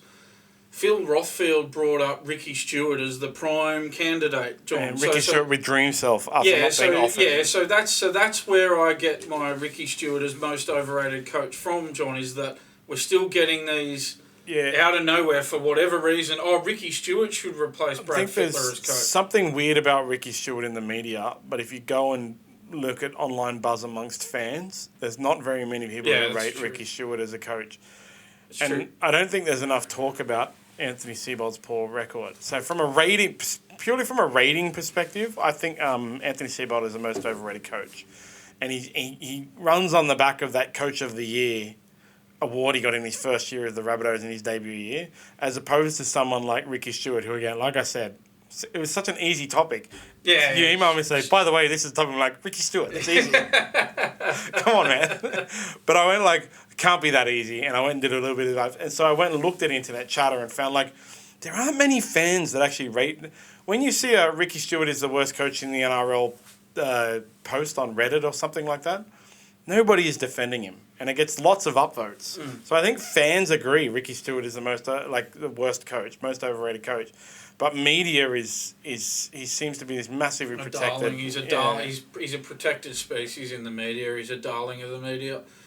John, I think what worked against Seibold this year in a big way was that injury, the pec injury to Tom Trbojevic midway through the year in Origin. That really cruelled him, but I take your point. It's a fair point you make, and it's good for our discussion. Yeah, so I can't really, like I said, 100% rate this year solely on Anthony Seibold because his first year. Yeah, let's give him another year, and let's hope Tom Trbojevic doesn't get injured so again next year will be his second year, and he's only got 2 more years at Manly. So if he reaches the end of that contract and Manly misses the 8 in all 3 rounds, Manly doesn't miss the 8 3 years in a row. You know, they're a powerhouse team. If they were to miss the 8 in all 3 years, you'd have to.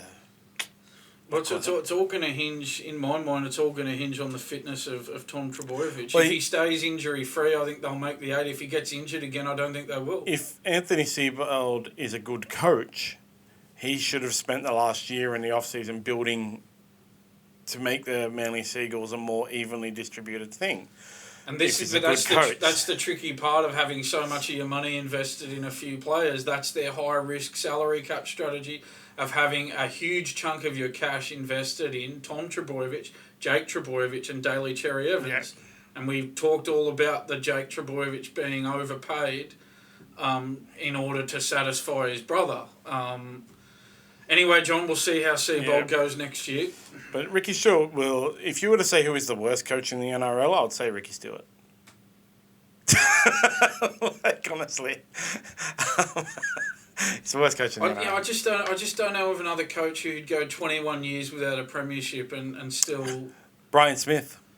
But Brian Smith. Well, Brian Smith's the only other one who springs to mind, isn't it? I think his record was 20 years or something, though, and I think Ricky Stewart's now taken it. But the difference is Brian Smith never won one. Yeah, the difference is Ricky Stewart has won a premiership, Brian Smith so, didn't. one of the things about coaches, though, as well, is that a lot of the time there's no one to take over. You know, there's a lot of junior assistant coaches waiting in the wings to take over. But there's a danger from the club where if the Raiders go very poorly and they have to get rid of Ricky Stewart and they bring in someone and it continues to go poorly, we talked about that last week, it's just this snowball effect that will just keep growing. They become the Tigers. Yeah. And it's really hard to dig yourself out of it. The Bulldogs have been trying to dig themselves out of it since like 2008. Dragons have been trying to dig themselves out of it since like 2010. And they might get some little bits of 2012, little bits where they get out of it, but then they drop straight back down. The Bulldogs did have that. They did make 2 grand finals in 3 seasons between 2012 and 2014. Yeah, and then I take your point though. Since 2016, the Bulldogs have just been atrocious, to be honest, John. So I guess we're about to move on from this topic, John. But I'll just say that, you know, we're all about having the honest conversation here. You would not get that conversation about the most overrated coach anywhere in the mainstream media. Definitely not. So we don't have vested interests here. We tell it as it is, and we're going to have far more of these honest discussions. Definitely. There is some AFL news, which in the AFLW, seriously, I don't like this. The AFLW running at different times of the AFL, honestly. Me neither, John. Brisbane Lions have made it to the grand final for the 5th time in 8 seasons. They've been in the thing. So, but one of the funny things about it is because they're playing. I can't remember who they're playing actually, to be honest. But this is the second Brisbane Lion team this year to be in a grand final where their opponent got into the grand final by 1 point. Yeah. But Brisbane is having a lot of, overall all sport, men and women. Brisbane's having a lot of grand finals this year. So they are. It's a bit upsetting to me. They're not winning them though, John. Yeah, they're all losing, which is happy time to me. So there is some issues with the AFL draft. Mm-hmm.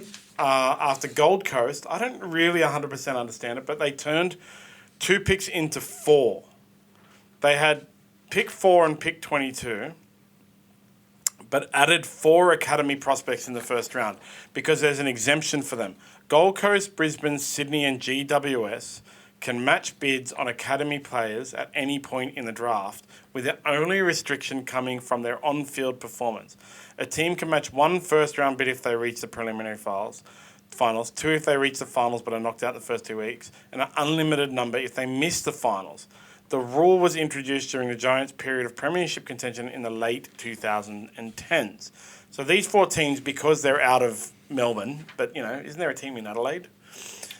Oh, in the AFL? Yeah. Oh, yeah, there's 2 teams in Adelaide. Port Adelaide, the Adelaide Crows. So these 4 teams, apparently, because they're out of Melbourne, if another team picks someone in the draft or something that's an academy player from that team, these teams can match the bid and keep them. And so the Gold Coast had 2 first-round picks, but ended up with 4 players. Oh. Yeah, sorry, I'll just say before, the reason I asked if you were talking about the AFL, John, was I just wasn't sure if you were talking about the AFLW, and I'm not sure. I'm not sure which teams are in the AFLW and which are not. So I was just clearing that up. In the AFL, there are obviously 2 Adelaide clubs, the Adelaide Crows and Port Adelaide. Yeah, so how come Adelaide Crows and Port Adelaide don't get this special role? John, to be honest, John, it all sounds very confusing to me. This is one of the things with the AFL draft. It's just very hard to follow a lot of the time. It seems like a real picky, choosy sort of system, where it seems like they just decide if they want to make bend the rules here or there or help this club or that club. As I've said a few times before, John, I don't like it. I don't like the AFL stepping in and making these adjustments to suit certain clubs. It should be all about earning your success. Yeah, it's I think I've said before, if the system worked, they wouldn't have to adjust the system. But they have all these weird rules that people... Yeah. And this came up because people didn't understand what was going on. Like, why all of a sudden, out of nowhere, is 2 other players that are picked by someone else, instead of going to that, they're going to the Gold Coast. And why is, if the Gold Coast only has 2 picks, did they get 4 players in the first round? And then everyone's on the internet going, what the hell? I don't understand. So it's all been explained now in the news. And the AFL explained it and then said, and this is the way we've done it. I'm out. Shut the hell up. Stop complaining. This is the way it is. It's well documented. It's in the draft. But it shouldn't. Things like that shouldn't be. Obviously, there's, like I've said before, it might be a good idea to put a sneaky 10 on the Gold Coast. Bet with your head not over it, because there's some suspicion that they're going to go well for the first time ever. They've got a new coach. They've got some trixies up their sleeves in the draft and stuff like that.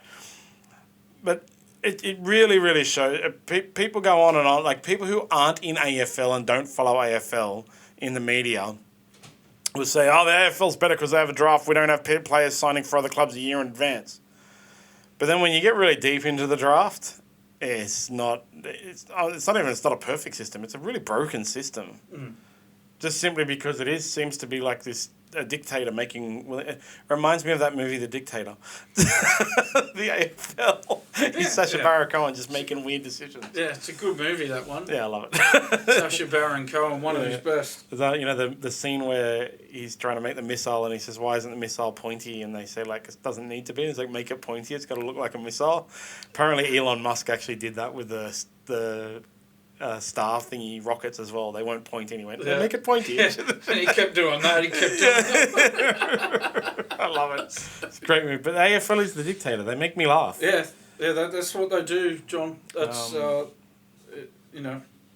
that's the way they run the show. Yeah, at the AFL. It's disappointing that everyone has to be upset about it. Just a quick update on combat sports. So December 17th is the last PPV of the year in the UFC, which will feature 2 title fights: Leon Edwards versus Colby Covington, and at welterweight, and flyweight Pantoja versus Royval. Now, Leon Edwards is famously, before he was the champion, was going on and on about how he hates the fact that this welterweight division is always stagnant and the champion never fights. And if he was champion, he'd fight all the time. Leon Edwards last fought, I think it might be 18th of March 2023. So, 9 months ago. He's having 2 fights in a year, so he is making it that division more active than the division's historically been. And people are complaining about how Leon Edwards isn't active. No, it's like, it's more active than anyone else has ever been. But this card is stacked. Okay, the whole card. It features Tony Ferguson, Paddy Pimblett, Ian Machado, Gary, Josh Emmett, Gigi Chikadze, Irene Aldana, Cody Garbrandt, and the Aussie Casey O'Neill. I've met Casey O'Neill and her dad. They run Eternal MMA in Australia, and they also have the King's Grappling Show and Brazilian Jiu-Jitsu competitions. Great people. Fully stacked card. It's going to be a cracker. Great card to end the year, so I suggest everyone get on that. 17th of December. Then it looks like that Nikita, Tszyu and Tszyu card is firming to happen in LA at around the same time. If it does, then Nikita Tsuyu's opponent will be Nico Ali Walsh, who is the grandson of Muhammad Ali. Oh, wow. Who's a very good boxer in his own right. So that'll be really good. We'll keep you up to date and hopefully get that competition up running soon. On to tennis, and Australia is crying. Yeah, unfortunate news this morning, John. Italy's beaten Australia to win the Davis Cup final. Matteo Arnaldi beat Alexei Popyrin in the first rubber, 7-5, 2-6, 6-4. Then Yannick Sinner just breezed past Alex de Minaur, John, 6-3, 6-love in the second rubber. So Italy winning 2 rubbers to 0. It's the second successive year that Australia's lost the final of the Davis Cup, John, after going down to Canada last year in the decider. So Australia remains without a Davis Cup title since 2003, John. That team had Leighton Hewitt, Mark Philippoussis, and the doubles specialist himself, Todd Woodbridge, as well, John. John, it's similar with the cricket theme. It really feels, unfortunately, like no one cares about the Davis Cup anymore. It's, as we've talked about before, it's a different format. It's just played in one country in 1 week at the end of the year and best of 3 sets. This year it's in Malaga in Spain, as opposed to those 3-day home and away ties that were best of 5 sets. They were way better. To be honest, John, this country, they seem to only care about Nick Kyrgios. They cared about Ash Barty, but she's now retired. de Minaur just doesn't get people in like Kyrgios does, John. It seems to be a sad decline for the Davis Cup as an event, John. It used to be big, but especially for Australians, and now it's not big anywhere. That's another one where they need to look at it and see what have we done? Leighton Hewitt and Alex de Minaur have been heavily critical of it, and they're right. They're 100% right. They need to go back and look at it and fix it and put it back to how it was, because it is it's one of the things that I go through with SmartB is tennis doesn't have teams. It's not a team sport. It's an individual sport, and then you have doubles, which is a team sport, all right? And so it's not. It's the same with MMA and boxing. It's not generally Australia versus New Zealand. It's normally Novak Djokovic, who is from Serbia, against Roger Federer, who is from Switzerland. The country is an afterthought. And so I know the country we as Australia get behind Nick Kyrgios and stuff like that. But when Nick Kyrgios wins something, it's not Australia winning. It's Nick Kyrgios from Australia winning. Whereas the Davis Cup is Australia versus Serbia, Australia versus Italy. So it's more, you're more able to get behind the country. They're representing their country. And so that's what tennis is actually really missing. And that's why the Davis Cup is actually such an awesome thing. And I wish they would just fix it, because it gives Yeah, like I said, it gives casuals and like people who aren't as interested in tennis something to stand behind because it's your country representing, you know. Yeah. But yeah, unfortunately, it's now become a bit of a joke. Yeah, it just seems to be they've just had more and more trouble. And I know Djokovic played in it this year, but in general, it's just been really hard to get, enough of the best players playing in it in recent times. And if you're not getting the best players playing in it, then people just aren't going to take it seriously. They should let Leighton Hewitt take over it. Well, he'd be the most passionate Davis Cup person in the world. Absolutely. Yeah, without question. They should let him take over. And Djokovic actually got beat by Sinner again, which is... He did join in the semi-finals and,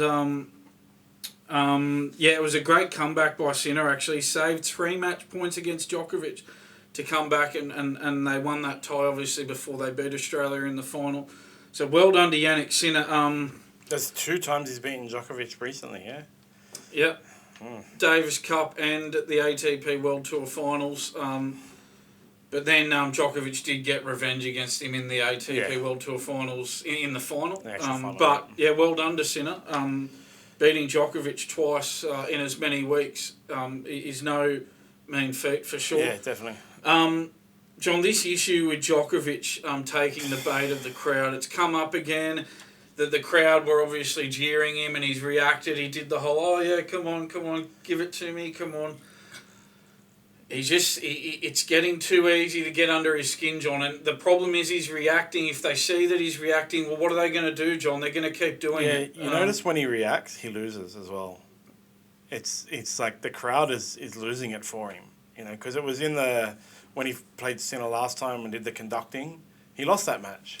That's the thing, John. But it's funny with Djokovic, isn't it? He did lose to Sinner, but it was a group match, wasn't it? Yeah. And then he comes back and wins the tournament. And this match, it's the Davis Cup, but it's, as we've said, the Davis Cup, it's no big deal anymore, John. He doesn't let it affect him in those really big matches where there's a lot at stake. But in these sort of lesser matches, it is a factor for him. It really gets to him. Just he needs to forget it, man. Yeah. Be Conor McGregor.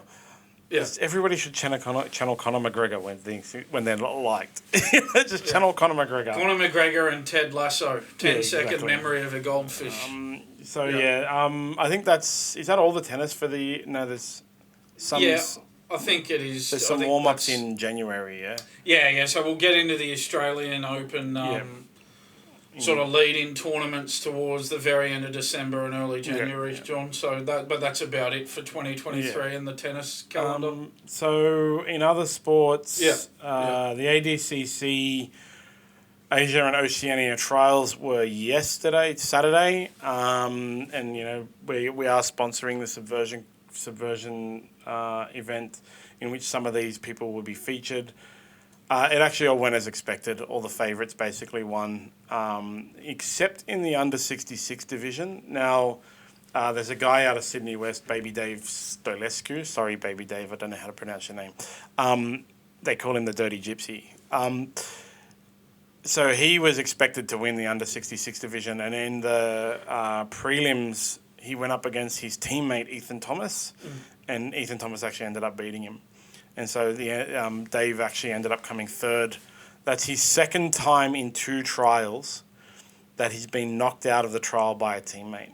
Because in the last ones in Sydney in 2021, it was Jeremy Skinner, who was at that time his teammate, who knocked him out of the trials. Yeah, right. So poor baby Dave. He's one of the best grapplers in Australia, but he just can't seem to get over. So hopefully next time he will.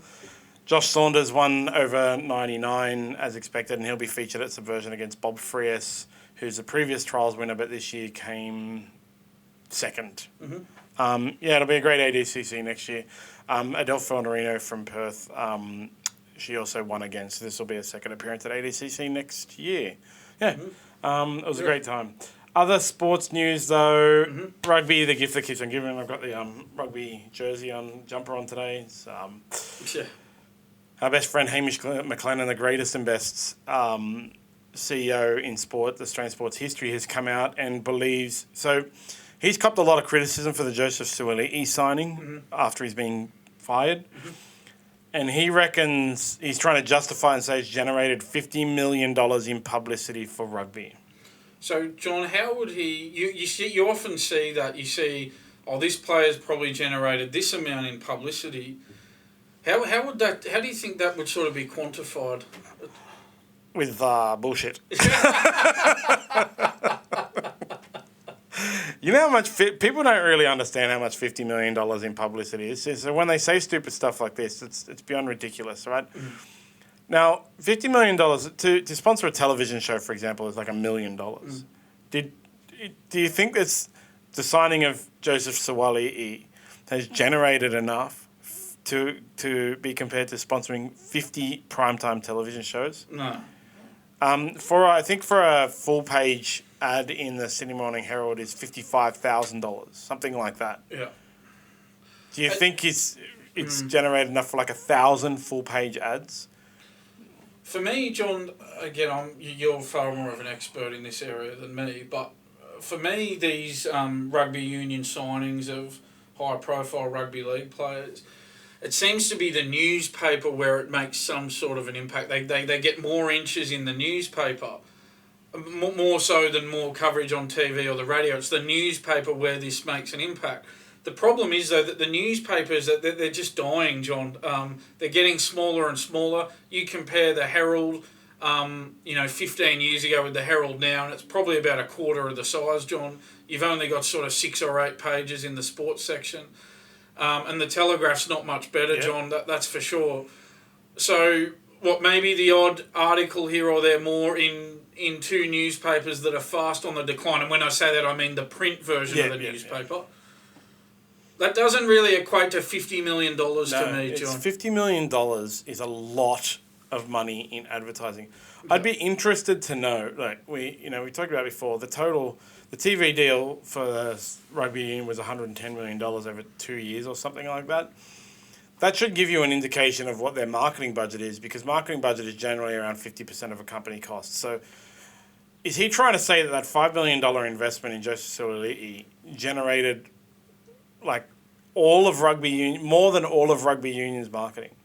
Well, he is trying to say that. That's ridiculous. One thing, there's 2 other points I'd like to make, John. One is that it's my understanding that the money for the Suwali'i contract has been put up by a private benefactor, so it's not coming out of the Australian Rugby Union coffers, so we should point that out. The other point to make is we're talking about the news, the $50 million, where he's pulled that from, we've got no idea. But it seems like the decline in print media has really hit these media outlets, John, because once upon a time the advertiser had to sort of pay a speculative amount for the ad in the newspaper because there was no way of knowing. You knew the circulation figures for the newspaper, but there was no way of knowing, how many people are actually going to look at this ad, so they had to pay more money. Now, though, you can define it to the letter because online, obviously, John, you'd know better than anyone, you know how many people are clicking on that article. Exactly. And so the advertiser doesn't have to pay as much because it's clearly defined how many people are looking at that article online. It's just a justification for a waste of time and money, and he's still trying to justify it because obviously he still wants to get a job in sport. But it's 50. He should have said 10 million. Be more realistic. Like I was saying this morning, Andrew Tate goes on about how the English government is spending billions of dollars in anti-Andrew Tate advertising, and it just, to anybody who knows, that just shows how stupid Andrew Tate is. Because to spend billions of dollars in advertising, to be honest, you can't. Okay, it's just not. It would be so hard to do. All ads on every TV channel in all of England would be taken up by anti-Andrew Tate propaganda, and it would still leave probably $1.5 billion left over. So, and he people who aren't sophisticated and understand advertising will look at that 50 million and go, oh, well, maybe Hamish McLennan's thing wasn't such a bad idea. But anybody who knows marketing knows, man, if you give me a $50 million budget, I'm going to have every single person in Australia signed up to SmartB. If someone wants to hand me a $50 million budget. Yeah. Guarantee it. I'll have 20 million sign-ups by the end of the year. Yeah. Like it's a lot of money. Yeah, it's just a stupid amount of money to have said. Moving right along to my favourite Socceroo ever, Lucas Neal. Yeah, it's a sad story, this one, John. He went from earning $76,000 a week in the Premier League to being flat broke and facing 3 years in jail. He started for the national team, as you mentioned, John, your favourite Socceroos player, made the World Cup. He also played for Blackburn, West Ham and Everton in the EPL. Was declared bankrupt in 2016, faced court this year. It just boggles the mind, John, that somebody could bomb that amount of money. People do, though, don't they, John? Yeah, we were talking about it last week, that these players have a limited amount of time to earn money, and then after, if they haven't invested wisely, that's what will happen.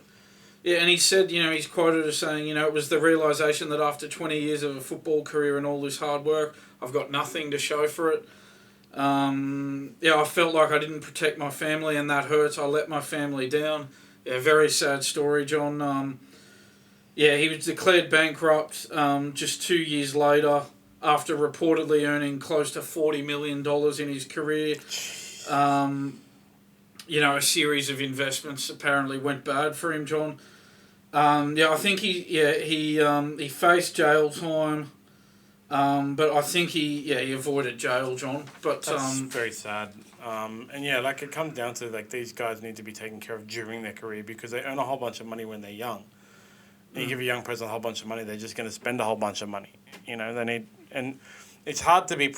I know it's hard for the organisations to protect them because there's a bunch of shonky characters out there.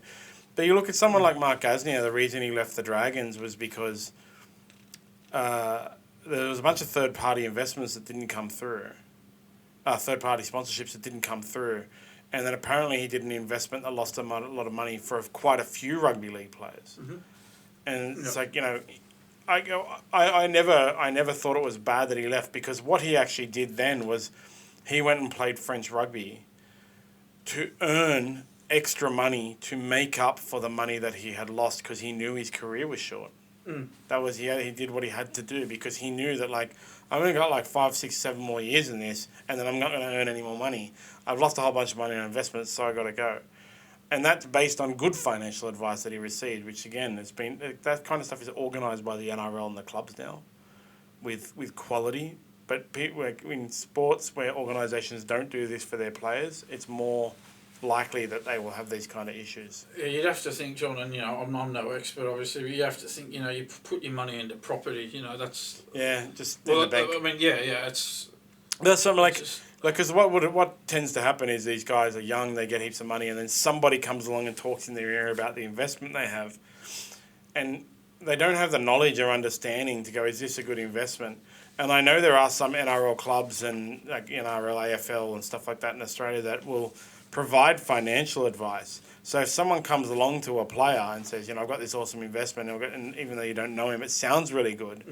The players often are able to go to the club and go, hi, I want to make an appointment with this financial advisor that is trusted by the club, and say, do you think this is a good investment? So a high-quality financial advisor can look and go, that guy's dodgy, don't invest.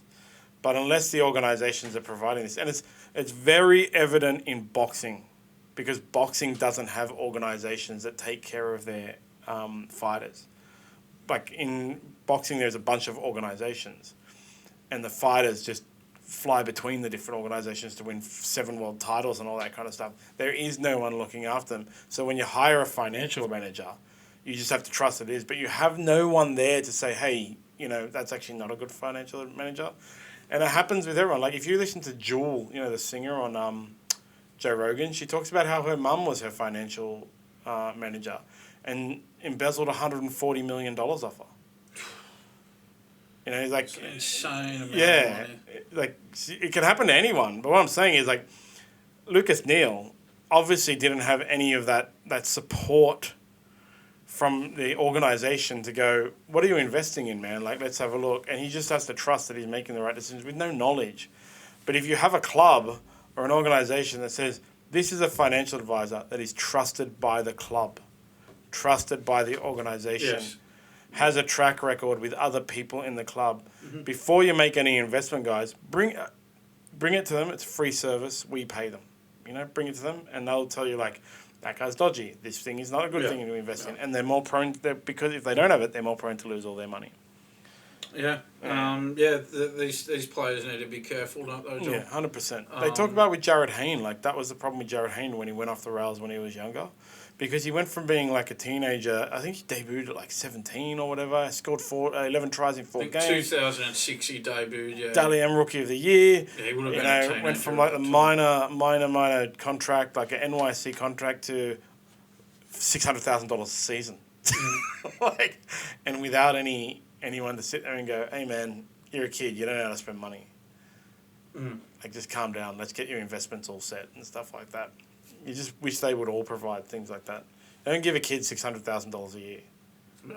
Like, you just it's dangerous, isn't it? Yeah. Because, like, within a week, they'll have $0. So many ways they can lose the money, John. There's the movie Brewster's Millions where you got to spend $30 million in a month or whatever, which is easy in today's day and age, but when it was made, it was hard. But, man, it's pretty easy to spend $30 million.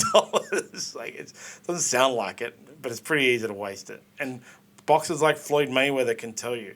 Because that guy, like, made like $1 billion, like that, and he had no money at one stage. So that's the thing, isn't it, John? You get one expensive habit, and then the money, it just disappears. They do stuff like you fly first class instead of business class, and you do that enough times, it adds up. They do stuff like lease 50 cars, so they have 50 cars, but they're never going to own them, and they're going to be paying monthly every like a crap ton of money. They'll go down in value. And they rent houses that are massive instead of buying houses and things like that, because they don't have an advisor who goes, wait, you're blowing your money. Yeah. Sometimes they do, and then those people come out and prop up. Anyway, onwards to the Oscar Pistorius. Yeah, John. So the guy, he was granted parole after all, but John, there are fears that he may face chilling revenge attacks from gangsters after he's released from prison. The Sun reports. Apparently, Pistorius, upon his release, wants to become a preacher when he's freed in January. But Johannesburg police have recently received information that the city's underworld were out for revenge over the murder of Reeva Steenkamp. The police are quoted as saying, "We have received information that there are people who say he deserved to pay for killing a young woman. South Africa cannot afford to have any more violence connected to Pistorius, and police will work very hard to ensure his safety." Pistorius has spent most days scared for his life since he shot dead his then-girlfriend through a bathroom door back in 2013, John. While he was out on bail almost a decade ago, according to reports, he was paranoid about paid assassins killing him, and he'd steer clear of any windows purely out of fear, John. Stories also came out saying that when he was first in prison, he had real concerns over people poisoning his food because of gangsters' orders. There was a source that were quoted by the Mail Online as saying he began eating beans straight from a can so he could be sure that the food had not been got at and poisoned. Reports of revenge first circulated during his original trial where two men known to be part of the criminal underworld in South Africa were spotted in the public gallery, John. So, he's going to have to be careful now, John, that there's, no revenge attacks. Sounds like a paranoid schizophrenic, but he also sounds like he's actually in danger. Like, when people say, I've stopped eating my food because I'm being poisoned, they sound like a crazy person, because it's like, who the hell uses poison? It's not 1492. But then it sounds like he's actually in danger, and, Am I allowed to say, John, that there's a lot of people reading that who'd go, well, you did kill somebody. Yeah. It's like, obviously we don't want anything bad to happen to him, John. That's true. But there's people who wouldn't have much. There's a certain amount of investment that will now go into protective custody for him. That's a waste of money as well. Yes. Basically, he should just leave the country. if he wants to be a preacher, whatever, go live somewhere in. I mean, he's notorious, well recognisable, but when you're in those circumstances, you go live in like a mountain village in the middle of Italy or something like that. Like, that's what you do. Yeah. And finally, in our other sports news, my personal hero, Donald Trump. Yes. Former President Donald Trump, perhaps the next president too, John. And what's he paying right now with Elite Bet? Yeah, while you're looking that up, I'll take us through this. So he's attended a highly anticipated rivalry football game in South Carolina over the weekend, John, as his campaigning ramps up ahead of next year's US election. The Palmetto Bowl is an annual matchup between the University of South Carolina and Clemson University, the two largest universities in the state. It's taking place this year in the state capital of Columbia. Trump attended the game, watched the game from a box, went onto the field at halftime. He stood briefly on the 50-yard line and waved to the crowd, receiving cheers and some boos, John. We give the full story here, not like CNN or Fox News, John. Well, CNN would say that he only got boos, and Fox News would say he only got cheers. Yes. It wasn't the only stop at a football game Trump had in this campaign cycle, John. He also attended a matchup between Iowa State University and the University of Iowa in September, and stopped by a tailgate before the game as well. Oh, my God. I wish we had those, man, but we don't. The tailgate parties are awesome. Yeah. I really wish we had them in Australia. Yeah, his rivalry for the Republican nomination, Governor Ron DeSantis, John, he also attended the game in Iowa as well. So Donald Trump, bet with your head not over it, still paying $2.45 as the favourite. Ron DeSantis is out to $23. Ron DeSantis they were actually like thinking was going to win, but then he said some crazy stuff, and Donald Trump is in a bit of trouble with the Republican Party because he supports vaccinations. He supports the COVID vaccination, and Republicans don't because Democrats do. No science there or anything. Because Democrats do, Republicans don't, but Donald Trump does, so therefore he's a bad man, according to a lot of the Republicans. I still want my man VJ to win. who do you think's going to win the election? I think, at this point it's going to be between Donald Trump and Joe Biden, surely. You'd have to say, like, Joe Biden's not doing debates, so he's going to win the Democrat primary. Donald Trump should win the Republican primary, no issue. And who wins from there, John? Who's your money? Gamble responsibly, of course. I think Joe Biden might win it. Okay. And then there'll be another big issue with fake, falsified things. Just election rigging. Yeah, Donald Trump is the favourite. I just think he doesn't have the. I don't want to get too far into politics and stuff like that, but American politics is so complicated and the way it works. And the party that is in charge can do a lot of things to weight the next election in their favour. And it's one of the reasons why a lot of the time in America, the same party stays in same person stays in twice, which they're only allowed to stay in twice because they spend their first 4 years weighting the next 4 years in their favour. And then everybody gets sick of all the stuff they've changed. Like George Bush famously made it so people with a criminal record couldn't vote. And that meant 80% of black communities that even had similar names to people with criminal records. So you had 89-year-old African-American ladies that had never even had a parking ticket that weren't able to vote because their name was kind of the same to some 20-year-old career criminal. I think Joe Biden might get it just because of that. But anyway, on to our social media comments for the week. Yeah. The India pitch manipulation snippet that we posted has got a lot of views. Only one comment, a lot of downvotes. I think it currently sits at 20% up. At least it's got a lot of views. Yeah, 20% up. It's our most hated video. But some Frustralia, great name by the way, said in sport you can only cheat yourself. Fair enough. That's true. That's very true. Just cheating at the competition and maybe you win or maybe you're the worst cheaters in the world. India. Previously Parramatta Eels. On to our housekeeping. Yeah, we can call it housekeeping. Subversion Ascension is on Saturday.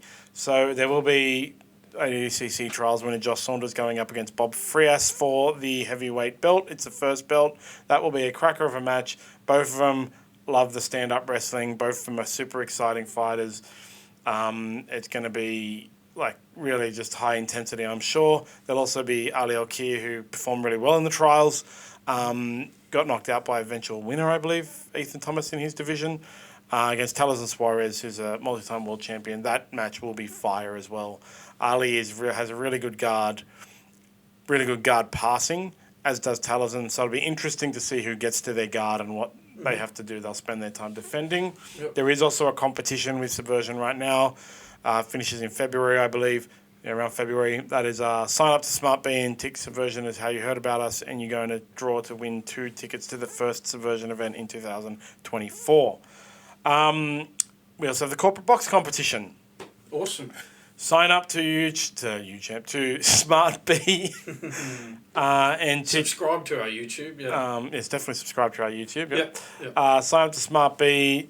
Pick either rugby league, cricket, or basketball as your favourite sports. Any and all three. Everyone you pick is one entry. And you and up to 17 mates can pick a fixture for the NRL at Allianz or Accor, the BBL at the SCG, or the NBL at Kudos Bank Arena for a corporate suite. Catering is not included. You do have to organise your own catering, but it's well worth it. I've done it before. I actually won a competition many years ago for the exact same time. I think me and 6 friends.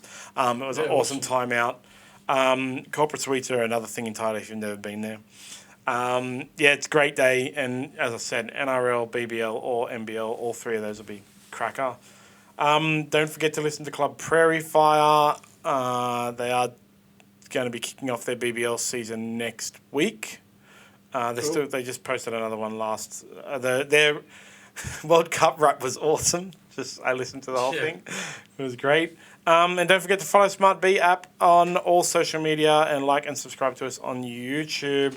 And have a wonderful next few days. And we'll see you all on Thursday with another controversial discussion about rugby league. Yes, will be very interesting, John. I'll catch you then. Catch you then, man. Bye, producer John.